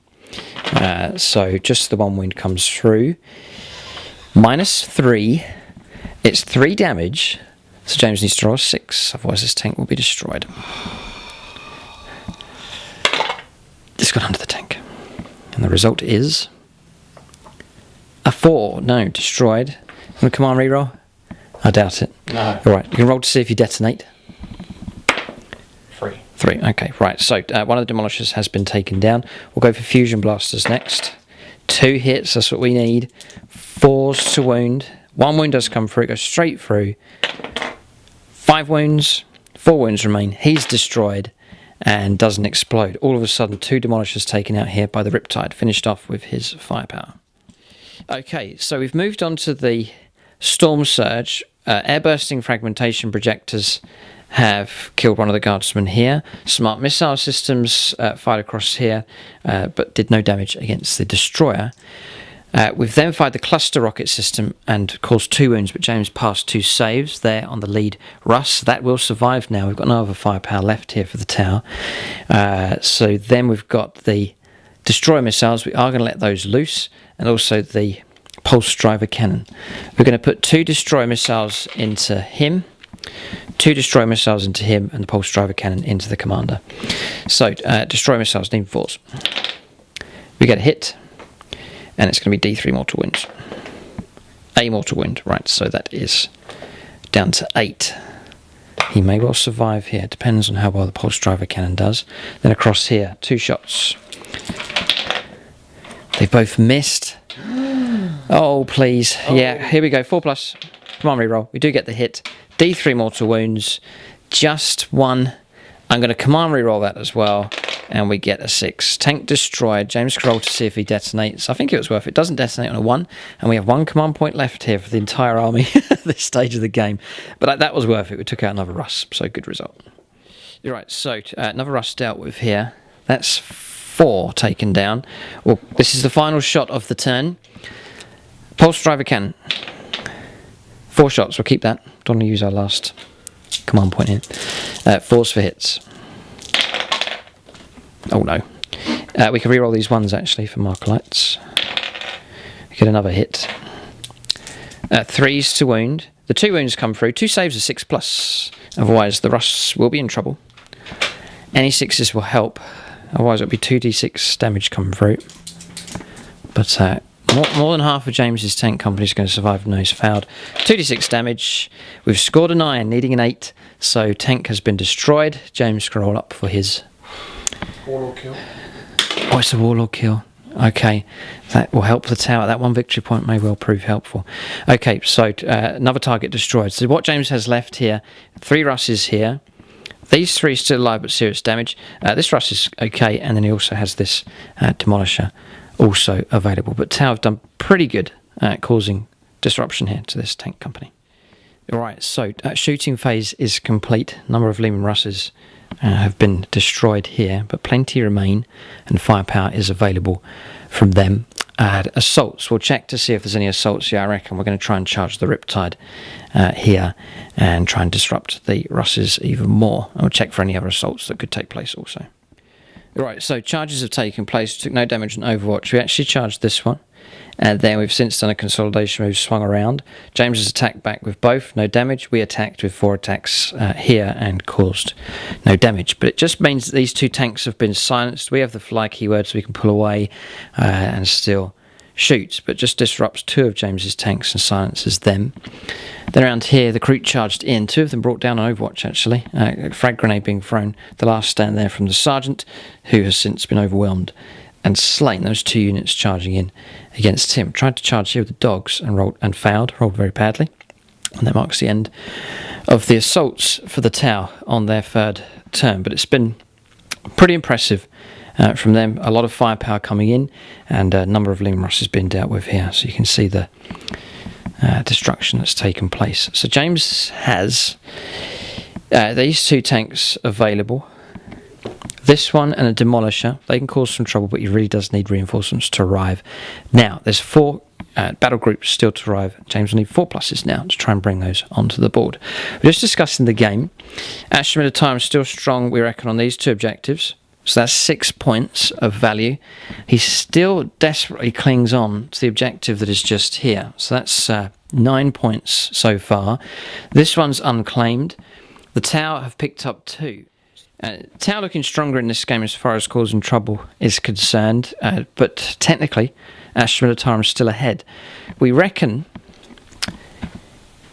that it's sort of a draw. James has lost one of the warlords, the tank commander, so that may really have an impact on this game, because if Astra Militarum managed to hold these 3 and the Tau hold 3, that's a draw. But so now a warlord's been slain, it would tip the game in the favour of the Tau. But really Astra Militarum need to secure that area, contest and take on this one, and make a drive for that one over there as well. And even if they can't reach an objective, they need to blast the Tau away from it with their firepower. It's tough though. It's looking good for the Tau at this stage, and it looks like the bridge is about to fall into the hands of the Tau Empire. Can the Astra Militarum reach the bridge and rescue it from falling into the hands of the Tau? We'll see. We'll go on to the 3rd turn now for the Astra Militarum.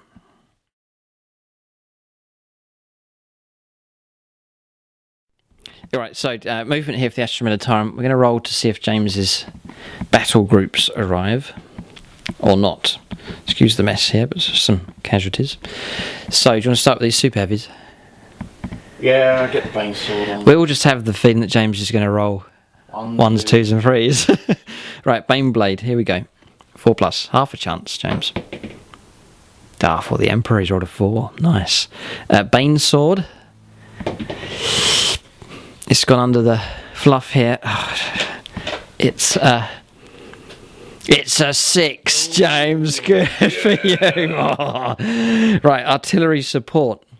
The Tau rolled well. James is rolling very well so far. This is all. Yeah, and Macaris, this is all one group, so 4+. Solid as a rock, James. Yeah. Nice. And finally, the infantry support. This is the relief column to rush to the bridge.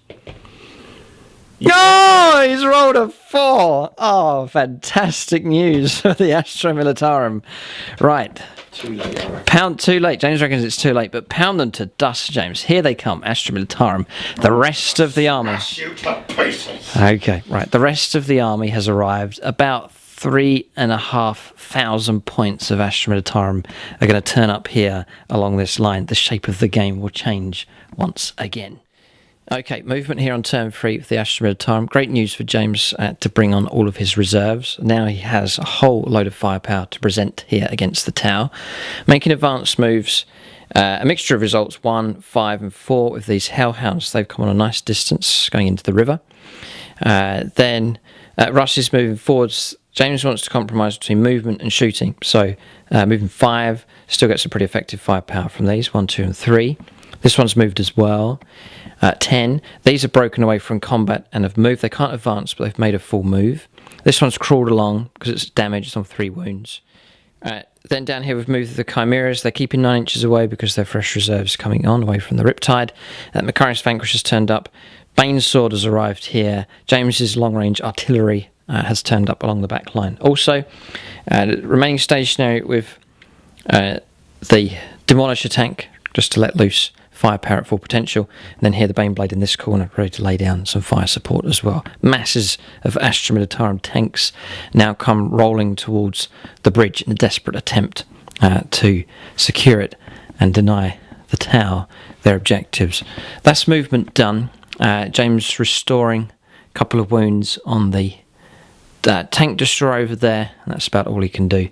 Actually, the platoon commander's gone down off the bridge into the reeds, ready to throw a grenade and charge into the Kroot Hounds. That's movement done for the Astra Militarum. We'll go on to shooting phase next. Okay, so in the middle of shooting phase here, so far we've fired the tank destroyer across here. Managed to get some hits and has put some wounds onto Hammerhead number 2. He's taken 5 wounds, so he's down to 8. Good firepower there from the tank destroyer. Then across here, a grenade was thrown. A wound was caused, rolled a 6 for a save, so the Kroot Hound has survived. So that's the firepower complete from over here. Then we're working on the super heavies at the moment. So the Bane's Sword, 2 las cannon shots have missed. That was against Hammerhead number 4. Heavy bolters, good shooting from them. Nice sort of heavy bolter firepower available. 5 drones killed. Just picking on those. A lot easier to kill than the shield drones. James is about to fire. What's it? The Bane Sword cannon. 2d6 Quake cannon. Right. 2d6 shots. It's going after long strike here. So this is the number of shots here. 5. 5 shots. Going to keep that? Yes. Okay. So 5 shots needing 4s.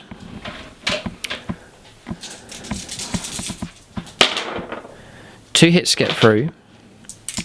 Strength? 14. 14. 2's to wound then.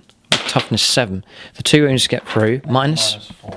Right, okay, go straight through the armour. Minimum 3 damage. Unbelievable. 7. Alright, 7 wounds here against Longstrike. He's not destroyed, but he's taken some nasty damage. We're on the Macarius now. Yes, heading off towards Longstrike again. This is the 2 shots. This is the number of shots. So that's 6. No. It's just 2 shots. No, I'm going to choose the solid shot. Solid shots. It's 1 shot each. It's the Vanquisher shell. This is the battle cannon shell. I'm choosing the Vanquisher. Right, so you just get 2 shots? Yeah, I rolled 1 hit, 1 miss. Oh. So strength 8. Wounds on a 6, nice. AP minus? 3. Okay, I've got a 6 to save. No, and the damage. Choose the best. Choose the 6. Corey will choose the 6 here. Oh no, 6 is good enough. Longstrike's dead. We roll a dice here to see if we detonate.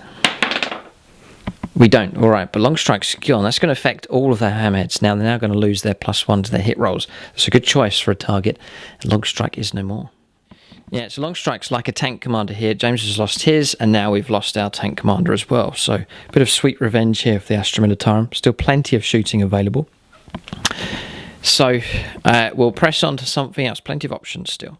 So yeah, James has previously resolved heavy bolter, heavy stubber fire coming through. Some more casualties on the drones. Just one of them left. 7 killed so far from that unit. Okay, shooting here for the Astra Militarum. James has fired the bulk of his firepower here, and as you can see, it's been pretty good.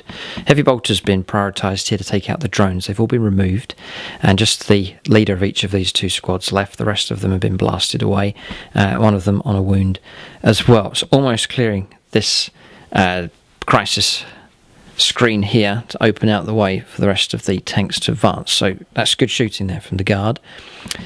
It's been better, or it's been as good over here. Long strike's gone, so too is hammerhead number 2 and number 3.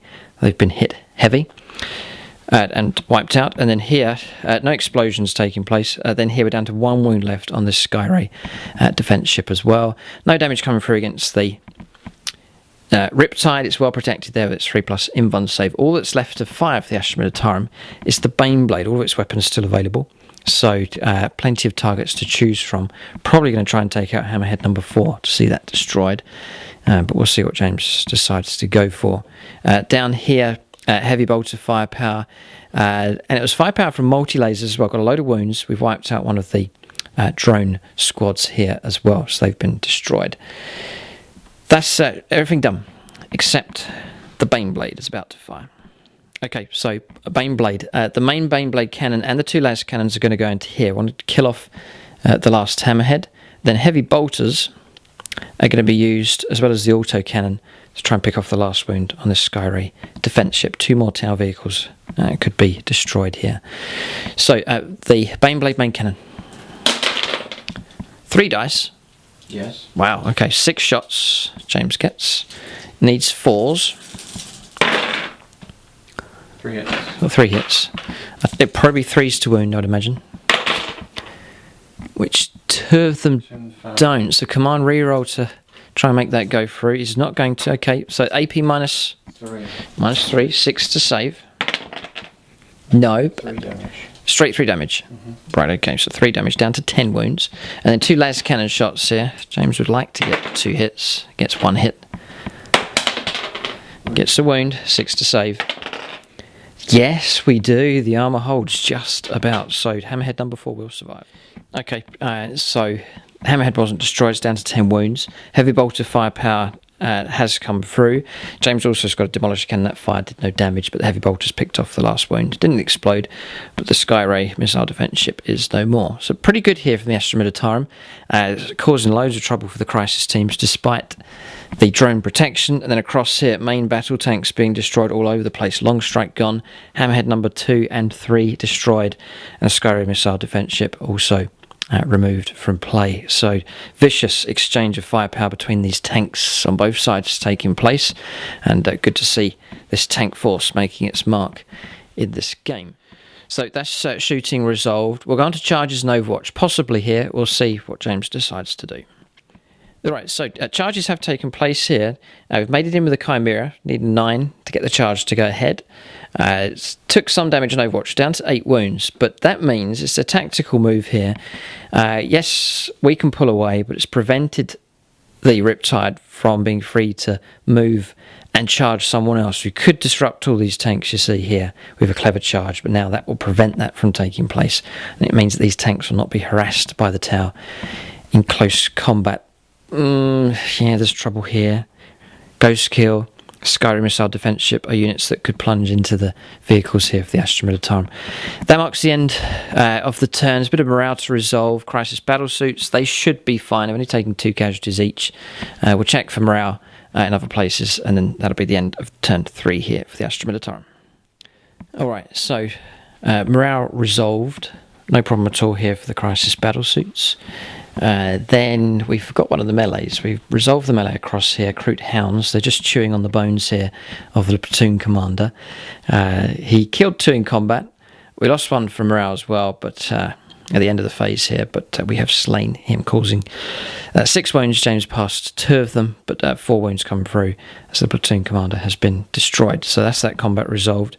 We piled in, but we haven't consolidated. We'll just leave those where they are. I don't reckon we need to head in this direction. May end up heading towards the tanks to harass them if we can. Right, so turns finished. But the Tau are well positioned. I think James has matched the gunfire here and has caused a lot of trouble for the Tau. Main guns being destroyed, hammerheads in a sorry state, just 1 of them left on 10 wounds. Another vehicle destroyed here as well, and the battle suits have been wrecked. So the superior firepower, I think, of the Astra Militarum beginning to tell. But is it enough is the question. The Tau well positioned to head towards the bridge and claim a number of objectives. They should be able to mop up the last of the defenders there, just at the entrance of the bridge, and then we should be able to sit on top of this one also. We'll go on to tower turn 4. Tactically, they're looking stronger here at this stage, but they do need to deal with the firepower of this Astra Militarum tank force that is heading their way. It's clearing all in its path at the moment and seems pretty unstoppable.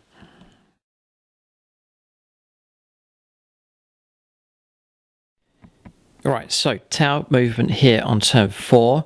The army's started to swing away from the bridge, the bulk of the force, to try and link up in the middle and then start an advance towards the Astra Militarum to try and deny them ground, disrupt this tank assault, and at the same time cling on to these objectives. So a handful of units are going to close and try and finish off what's left on the bridge, use our characters to hold the objectives, and then send the troops forwards to try and shoot at and disrupt the tanks as they head forwards towards the bridge. So the game's kind of swung around now.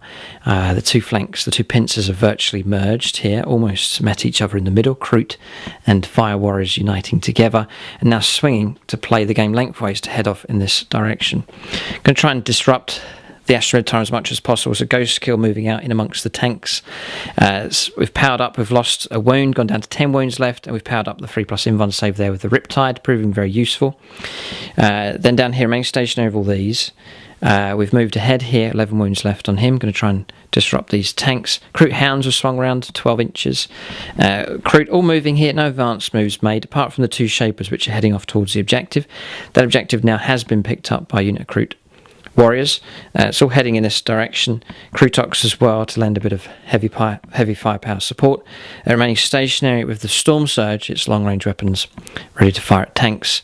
The Marksman holding position as well.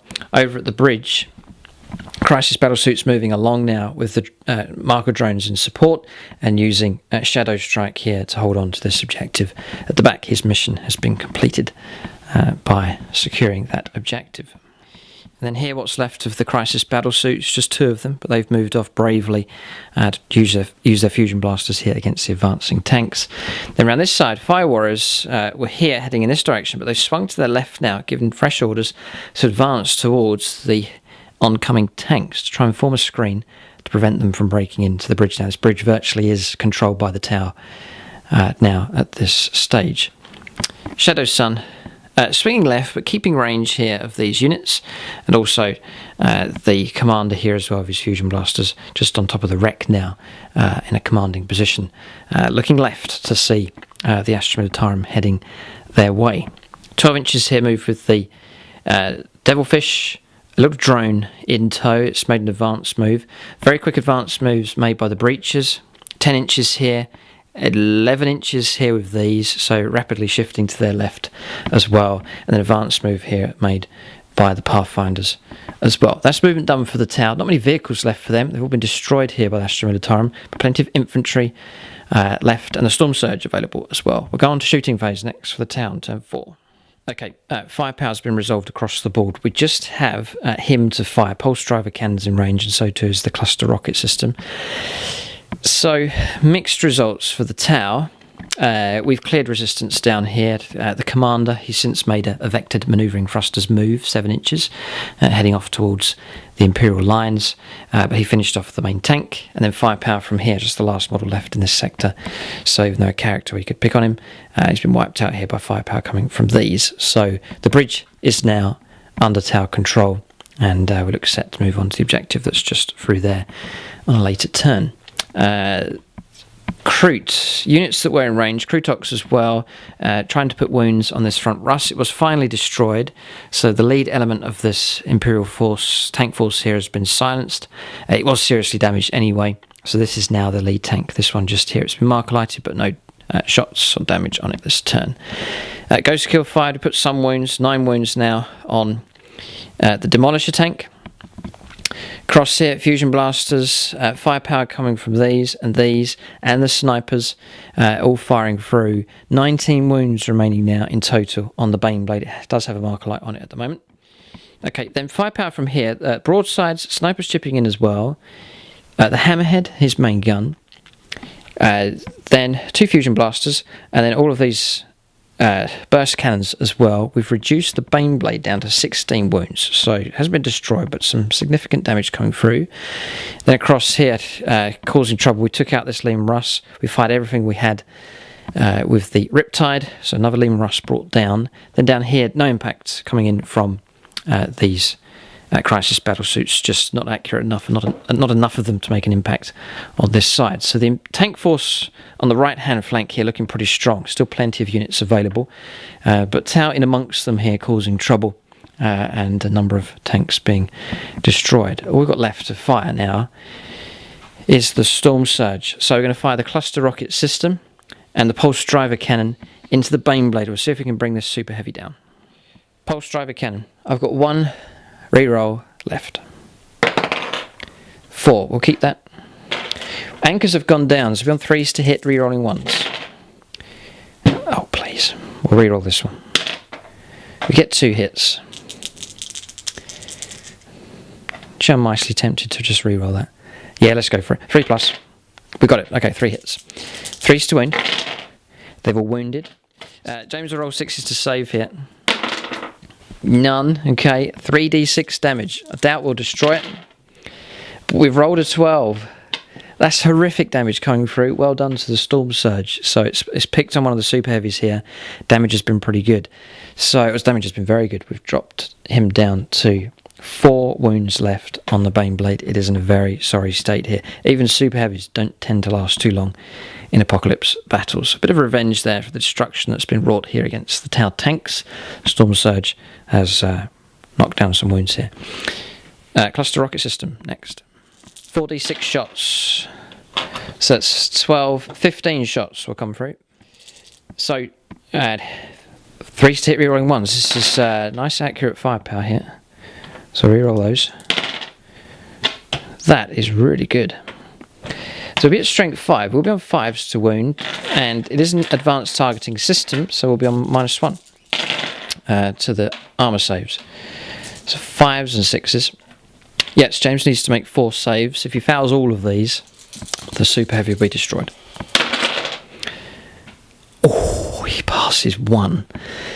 I don't think I've got any shots left. What a shame.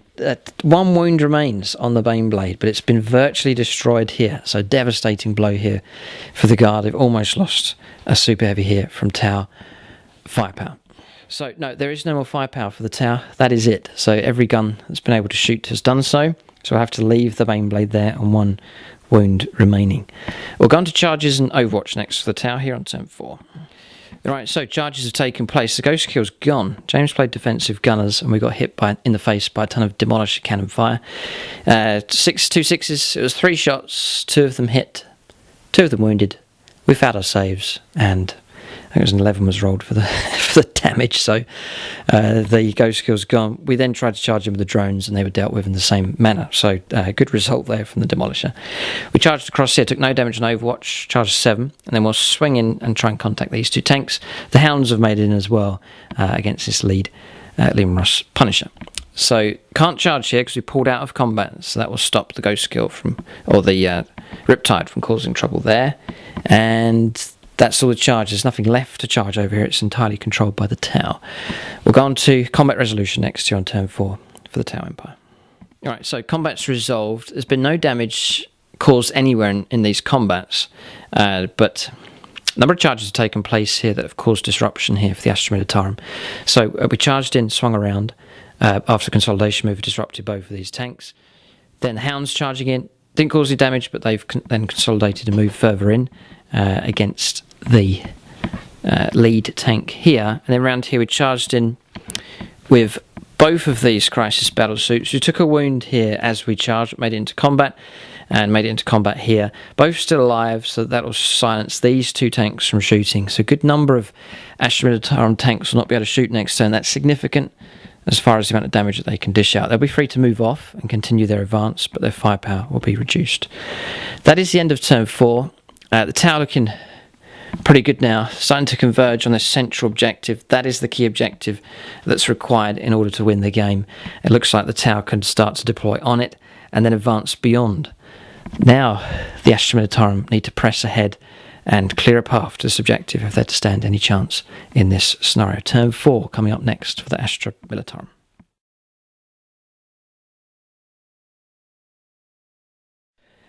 Okay, movement here for the Astra Militarum. James pressing ahead with the advance, but freeing up some firepower at the same time. So moving forwards here, 10 inches. He's kept the other Super Heavy, the Baneblade, stationary here because it's only on 1 wound left, so needs to remain stationary just to keep a better ballistic skill for shooting. Just marked him up with a bit of puff just to represent that. These two are destroyed. This one's remained stationary. We've swung the Macarius Vanquish around here. Chimera is beginning to weave their way through the lines here, pressing on with their advance. We've seen him move down. The artillery is going to remain stationary, and that can fire at a better ballistic skill, bypassing the crisis battle suits, just making moves and advanced moves with these just to make progress off in this direction, and we'll let the firepower from these rear tanks and the Super Heavy finish those off. Should be no problem at all. Plenty of heavy bolters available. So that's movement done. Everything that the Astra Militarum have is in this half of the table, so they can focus now on their advance towards the bridge. It does look impressive. Casualties coming in. It really does look like the game's reaching its climax here as all of these tanks that remain continue to surge ahead, obeying their orders and heading off towards the objectives. They've claimed 2, and now they're searching for a 3rd here to even out the game. So reaching here, the lead tank is now at this point on the board. We'll go on to shooting phase next, the Astra Militarum on turn 4. All right, shooting entirely resolved here. We've gone through all of the firepower. Astra Militarum firepower has been cut down, number of units not being able to shoot because of the combats that took place. But firepower's been resolved. Heavy bolter firepower coming from these units, destroyed by the crisis. What was left of that unit. 2 wounds on this one, so that's all that's left here of the crisis battle suits. They've just been bypassed here by the Imperial armour. Just to mention, James did pop smoke with these. They had smoke remaining. Then most of the firepower was directed towards the Storm Surge. It's been pretty good, despite the 4+ in 1 save. Just 5 wounds remain here, so 3/4 dead. It'll drop a bracket or 2 for its accuracy, so that will affect this anchor of a unit here for the Tau. Tau heavy firepower being reduced down here, running out of options here for anti-tank ability, but still some options here available. All the sniper drones have been removed. That was heavy bolter firepower coming through, and some other weaponry from these tanks in this area, so that's cleared away the protection. Next turn these are exposed to the heavy gun firepower coming through. 8 wounds left on this one, not been destroyed, but 8 wounds remain. No damage on the Riptide in amongst the Astra Militarum causing trouble. 4 of the Hounds brought down with firepower coming from the Chimeras. Then across here, 7 wounds remain on Hammerhead number 4, but it is still alive. That's shooting done. We'll check to see if there's any charges now to take place for the Astra Militarum on their 4th turn. Okay, charges have gone ahead. James has used his last command point to play Crushing Charge. So the Bane Sword is charged in here. It also... Yeah, no, he's charged in here. Yes, this is a good unit to do it with because you can charge in, pull out and still shoot Lumbering Behemoth and charge. Great. All right, so this is the kind of unit to charge in with. That then prevents me from charging and disrupting other tanks. Right, this is a great move. Then across here, Chimera's charged. This one's charged into here. Took a wound on Overwatch, but we've gained more inches, or James has gained more inches here, heading off towards the objectives, trying to leapfrog along as quick as possible. Tried to charge here, just short, didn't quite make it into close combat. We've left the Crisis Battle Suit here. If we charge it, it's still going to be able to pull out and shoot anyway. So that's charges complete. We'll resolve these combats now, next. Alright, so combat's resolved. There was Overwatch damage, by the way, down to 21 wounds left, but some sweet revenge here for James in the assault phase. Just 2 wounds left here. We failed 3 invuln saves, D3 damage a time. It was 2s to hit with 9 attacks with that stratagem being used. Excellent use of that. Riptide, despite its invuln save, is almost dead here, so trouble for that one. Then across here, no damage exchanged here in this assault. Yeah, and then across here, this was a charge here actually. This Chimera was swung around, rolled very high. We've since done the attacks as well. No damage on the Kroot Hounds. They might be in trouble from morale anyway. They've taken 4 casualties. We did cause a wound in close combat to drop down to 7 with that Chimera. That is the turn finished. Bit of morale to resolve here for the Tau. And Astra Militarum, none. Alright, so we'll resolve a little bit of morale, see if some hounds run away. Alright, so Leadership 5, we rolled up, lost 1 casualty there, 1 model slain. That's the end of the turn, so getting ready to go on to turn 5 now for the Tau. If they can knock out a few more tanks, that may well blunt this Astra Militarum attack, and if we converge even stronger on this objective. But look, this is close, this is a race going on here. We need to form a screen to block these tanks from getting through, if we can, and try and hold on to this objective to see the Tau through to victory. But it's getting pretty tight here. Astra Militarum are getting dangerously close with their tanks. We'll go on to Tau turn 5 coming up next as we go into the latter stages of the battle.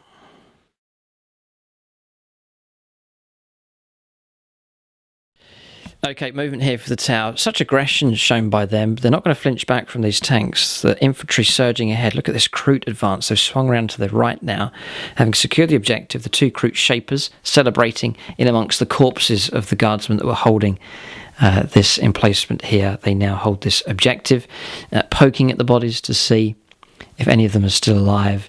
Then Kroot warriors shifting ahead in this direction, so their squad's still strong in number here. Krootox in support. Hounds moving up 12 inches, be able to disrupt some of these tanks. We've actually moved on to this objective here. 4 Kroot hounds now count as actually holding it at this point. Hamhead's remained where he is. Storm Surge has remained where he is. Right, no, James's objective secured, so he will hold this objective. That's with his Limros main battle tank. We've advanced with these. We've advanced to the crisis team. They now hold the objective. They've gone 12 inches in total. And then through here, we'll remain stationary here with Shadow Strike. Around here, it remains stationary with these. They're exposed, but we're just trying to let off some firepower. Stealth team's moving amongst the tanks now to use their fusion blasters for anti-tank. Then around here, we've pulled out of combat and headed off in this direction. We've used our Nova Charge or Nova Reactor to go for a guaranteed 6 shots with the Ion Accelerator, sort of a last last salvo from this before it dies. It's only got 1 wound left now. Jumped up and over to put some fusion blaster shots into the artillery at the back. And then around here, Fire Warriors acting aggressive, similar to the Kroot, swinging around to their left, going to try and form a screen. You can see the Tau screen trying to form across here, to form a barrier to prevent the Astra Militarum from breaking through. So Tau very defiant here in this game, sending some units forward to try and disrupt the Astra Militarum attack. So this Devilfish here may use that to ram into the tanks to try and hold them from advancing. Shadowsun's moved on to the objective. Another character, so James will not be able to pick her off. He's trying to use characters to sit on the objectives at the moment. That's movement done here for the Tau. I think they should be able to see this game out to victory. If we can knock out a number of these tanks here, it may well dishearten the guard enough for them to give up with their assault. But it's been an utterly brutal, vicious fight in this game. The table was full of models here in this epic showdown. We'll go on to shooting phase next to the Tau on turn 5. Double fusion blaster, leaving 5s. Missed. So, missed. There is a mark light in here, so we'll reroll ones here. One of them was a 1. Still missed. Alright, so that's the 2 fusion blasters. The guaranteed 6 shots from the Ion Accelerator. 5s to hit, rerolling 1s. Reroll this one. 2 hits, 3s to wound. 1 wound comes through. It'll be a 6 to save here. James is just going to roll this up. No. Yeah, it's just 3 damage. Knocking it down to 19, but still very much alive here with this one. May have to try and get the pulse driver cannon to cause trouble. We'll go for 2 fusion blasters here on the Manticore. 1 hit. Does wound, and it's 2d6 actually. We'll roll this to see if we get a 6. No, okay, 5 wounds caused. How many do you start on with this one? Double check. Double check. It's either 10 or 11 here. Yeah, it's 11 wounds, so 6 remain. Not too bad, causing a bit of disruption here. So we'll press some of the rest of the Tau shooting. So we'll give a final parting gesture here. The Storm Surge is seriously damaged, so we'll fire with that. So Pulse Driver Cannon.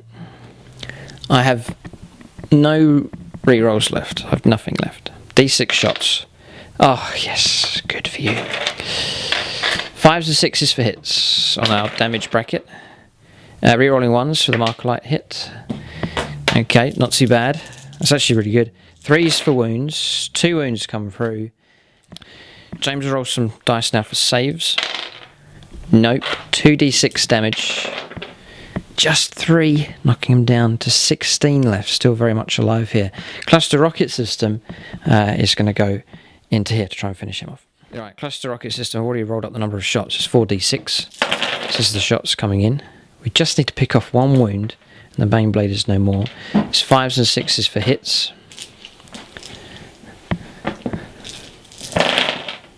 Fives for wounds. I think we've done it. -1 as well for the advanced targeting system. So 4s. No. No, 2 wounds come through. It's enough. So you can roll to see if you detonate. I hope you don't, because I've got a stealth. I've got a stealth team here who are minding their own business, just walking quietly in between the 2 tanks. James rolled a 4. Is that? No. Doesn't do it. All right. That Okay. would have been 2d6 inches and d6 mortal wounds. Okay. Right. All right. Bane Blade destroy. One's super heavy dealt with here by the tower. All right. Got ourselves a bit of a situation here. We fired the heavy rail rifles. 2 wounds came through. We rolled for damage and rolled a double 6. 12 wounds all of a sudden knocked off of the super heavy, down to 4 wounds left. We fired smart missile systems across here, and the plasma rifles, smart missile systems coming from the other broadside team, and then plasma rifle fire caused 1 more wound here on this one. We've still got these to fire. I've now got 16 shots going to come from the high yield missile pods into this, potentially to finish it off all of a sudden. So I reroll 1s because the marker light hit is useful. Yeah, it does. It generates extra hits here. So those have all missed in that one. So now we're looking for 5s to wound. Yes, there's 3. They're at -2, so James will require 5s to save it. He saves 2, so we'll not destroy it. But we'll put another d3 damage on. 1 wound. Alright, it's down to 3 left. Almost destroyed it. We'll keep going. Hammerhead. Number 4. Will fire. Burst cannons will go into the close tank there. We're going to fire the main gun. Here it comes. I've got no rerolls left. 3+. Oh, blast. A 2. Failed. Just when I needed a hammerhead to get a hit. And he's failed. Alright, we'll see what else we have. I wonder if we've got any other units that can fire here. I'm not sure. But regardless, serious trouble now for this Bane Sword. Okay, shooting phase complete. We didn't manage to take out the super heavy. It's got 3 wounds left. Damage coming here against the Chimera. There's firepower coming from the Fire Warriors. Then across here we fired 3 squads of Fire Warriors, some breaches, the entire section of Kroot here. 1, 2, 3, 4, 5, 6 squads. The Krootoks as well, everything we had, and just about managed to bring down the Liam Russ here. We've removed some of the bodies of the tanks here from the table just to free up a bit of space, but you can see the markers where the Russes have been destroyed just there. But the vehicles around here are the ones that are still alive. But damage coming in. I reckon we're going to be able to charge now with some of these tower units, especially the Kroot, and cause disruption. It'll block the tanks from moving further and tie them down in close combat, stopping them from shooting next turn. And that disruption may prove pivotal here in this fight. We'll go now on to charges and Overwatch next for the Tau on turn 5. Alright, so charges and Overwatch here for the Tau on their turn 5. A lot of them have actually taken place, trying to disrupt the Astra Militarum firepower. Couldn't charge here, not allowed, because we pulled out of combat. We charged here the Crisis Battlesuit and took a rocket to the face, a big rocket here. James, we checked the rules. It's can only fire 1 rocket per turn, so not per battle round. So James is phase, yeah. So we've let him fire another rocket, and it destroyed the Crisis Battlesuit as it came in. Then here we took a wound on Overwatch, but that was it, and have made contact with this Demolisher, so that will prevent that from shooting next turn. There's an ongoing melee just here that prevents that Chimera from firing. It can move off though. Then round here, this is the screen that we're trying to form right up to this barricade here. Kroot Warriors taken 2 casualties, but have made contact with this Russ. Kroot Hounds taken a casualty and made contact with that Chimera, boxing that in, and we've manoeuvred the models for those Kroot Hounds so we can make contact as we consolidate against this Russ. Charged in here, no damage against the Devil. Fish here. So made contact there against the Hellhound, and one Kroot Hound has made contact with the Russ. If that survives, it will stop that from shooting next turn as well. If we survive morale, we have taken 3 casualties on Overwatch. That charge has taken place as the tower continued to try and disrupt this armoured assault here by the Astra Militarum. We'll go on to combat resolution next. Alright, combat's resolved. Tower have taken some casualties actually. Kroot Warrior run over. A couple of dogs run over as well. Here in the middle. It makes sense as these tanks try to advance forwards, just crushing over a number of the Kroot mercenaries and their hounds. But we've held them there in combat. Bit of morale to resolve. We didn't cause any damage at all. Hammerheads or the Devilfish over there didn't take any damage either. Then across here as well, no damage with the ongoing melee that's taken place between the Chimera and the Skyray missile defense ship. That's the turn finished. Bit of morale to resolve, and then the turn is over. Alright, morale resolved. A couple more of the Kroot Warriors melting away, and the dogs as well, but they hold the line for now. We'll go on to the 5th turn now. This could be the last turn of the game. We'll see if the game ends once James has finished with his Astra Militarum. But a chance for them to press on. I reckon they still can break through, disengage from combat and press through. There's squads that can disembark from these transports as well. And plenty of firepower still available here for the Astra Militarum. And some of these tower units a bit exposed now with these. This one's half dead. The Storm Surge in serious trouble as well. So it's not a plain sailing here for the tower. There's still work to do for them if they want to hold this bridgehead. This sword is still sharp here for the Astra Militarum. We'll go on to their 5th turn next.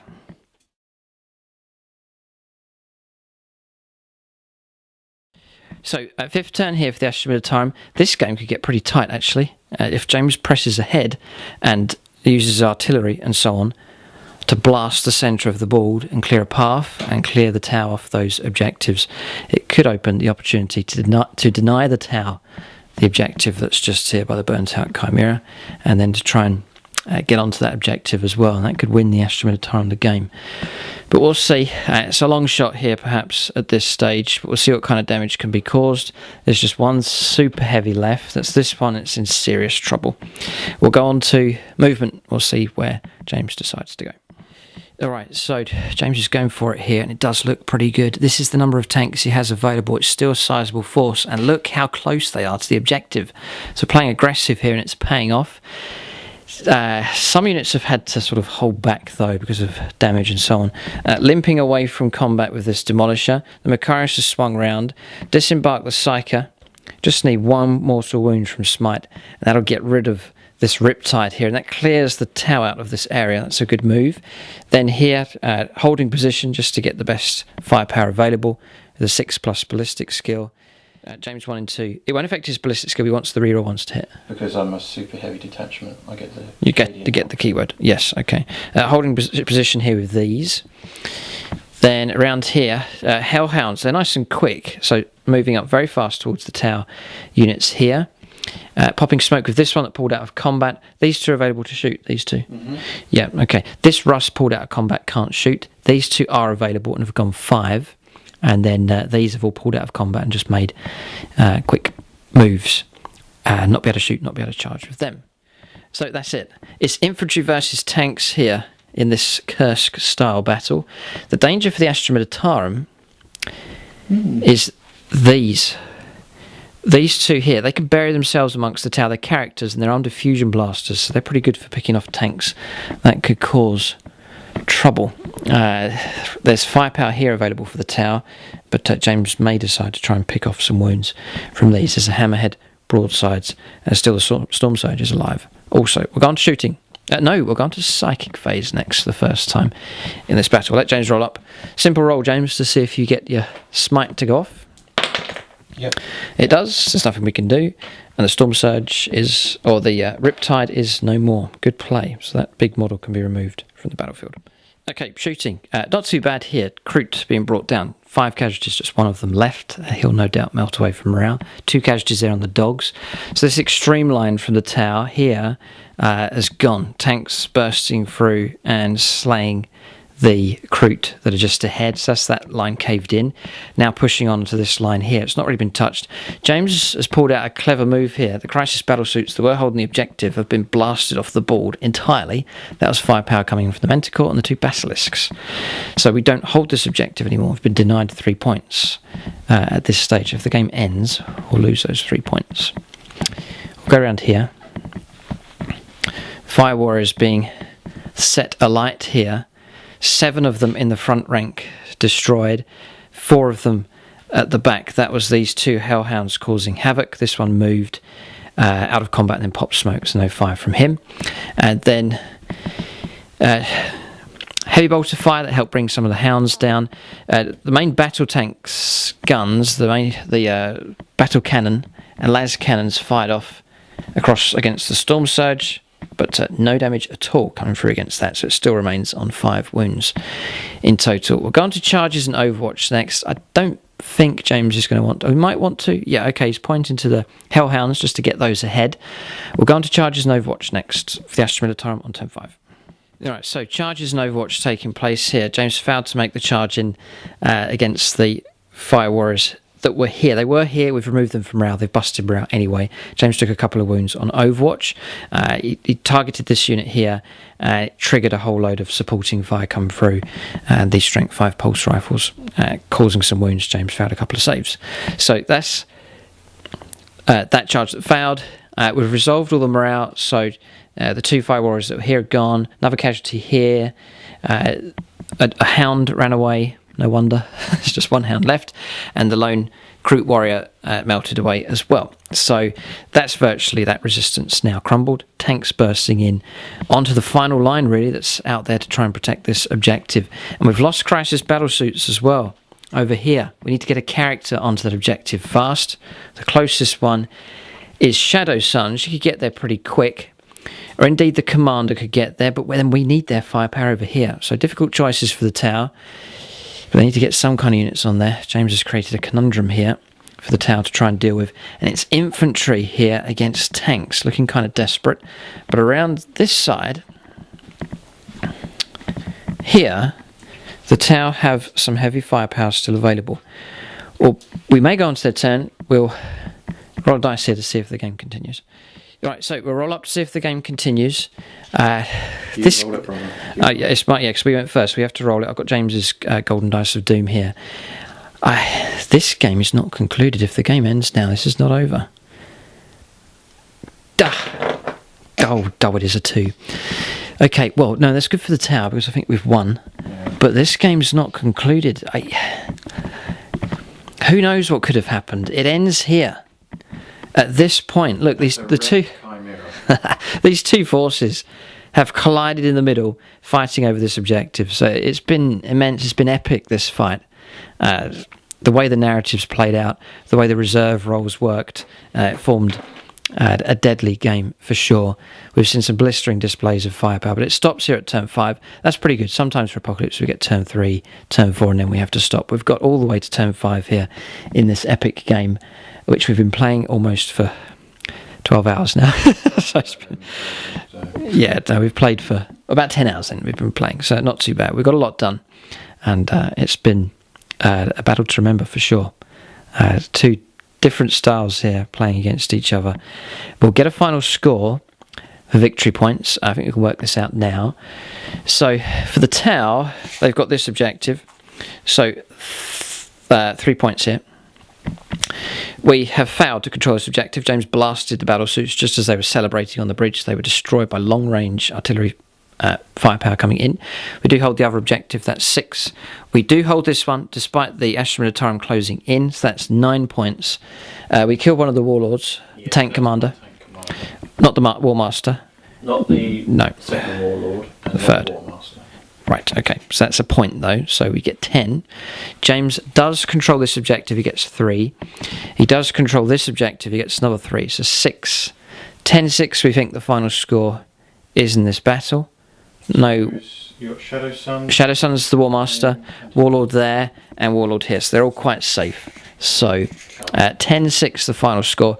Quite a close scoreline, and that does represent how tight this game was. We saw a good advance from the Astra Militarum, but it wasn't quite enough. I think if think of this, if the tower was slower, if we hadn't have kept moving, advancing, and relentlessly pursuing forward, we wouldn't have got to here, and this objective may never have been controlled. Because the Kroot swept through and kept the momentum going, and the two pincers have come together, that has been the result there for the tower. And it's been that objective there that has decided the game. But horrific damage on both sides. It's been utter carnage here. Tanks being destroyed left, right and centre. Tau tanks being dealt with in the same way as well. But in the end, the Tau have managed to achieve victory here in this fight. So the hatred continues between these two sides. But always, Astra Militarum versus Tau is always a classic, especially in Apocalypse. And it's been great to see all these units and models on the table all at the same time, and to break out these super heavies and special tanks and so on, to have them used in the battle as well. So there it is, that's the fight. Great battle. Thanks to James for taking part here and using his Astra Militarum, and good to see the Tau. It's 4 years since these two sides have clashed, but the battle this time has been over a bridge. A Tau pincer manoeuvre, expertly orchestrated by Shadowsun, the War Master in this case, expertly put together plan, executed well, a desperate rescue attempt here by the Astra Militarum, but the game has stopped at this point, and the Tau have achieved victory here, but at quite a tight margin. Great battle. Keep a lookout for more Apocalypse on the channel. Thanks for watching, and tune in next time.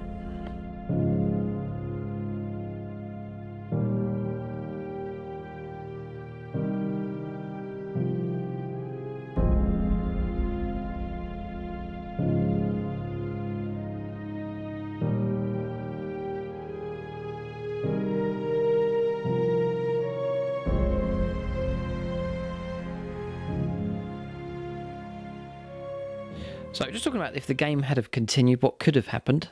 To make predictions, you can make a pretty good guess. It would have been the Tau turn next, Tau turn 6.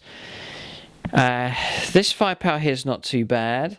Hammerhead available as well, Storm Surge. We would have directed our firepower along with fusion blaster shots into these advancing tanks, along with tons of firepower from here. I reckon we could have taken out a couple of these, no problem, and at the same time providing screens and then charging in, preventing units from moving forwards. So we could have held James for another turn, I reckon, no problem at all. Then on the Astra Militarum turn, James would have pulled out of combat, but not being able to push in here. That would have been the problem.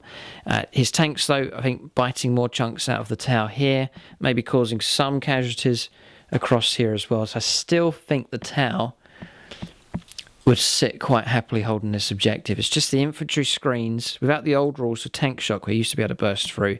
Now the screens preventing the tanks from gaining any ground and then just getting caught out in close combat. So that combination there proving very difficult for the Astra Militarum. That's the predictions anyway. The units of the game. Difficult, so many units to choose from. It really has been difficult choices here. A lot of units have done well. How about the Basilisks? They've performed very well for the Astra Militarum. They pulled out a good surprise here. And the ability to choose any targets here on the board is very useful indeed. So, yeah, James is saying honourable mention to the Hellhounds. Pretty good fun to use, nice and quick. And then when you get them close enough, you can lay down some decent firepower. He is going to give it to the Basilisks, though. Very useful unit, just freshly painted up. And they've been very useful in this battle. For the Tau, I'm going to give it to these broadsides here, these heavy railguns. Once they get their wounds, the damage really starts pouring in from them. They've sat there right at the very early stage of the game, continuously letting off some decent firepower. Remember, they are all 6/6 for their wounds against this super heavy here, really contributing to the wounds coming in against that. But the general all-round firepower has been pretty good from them. So that's units of the game for both sides.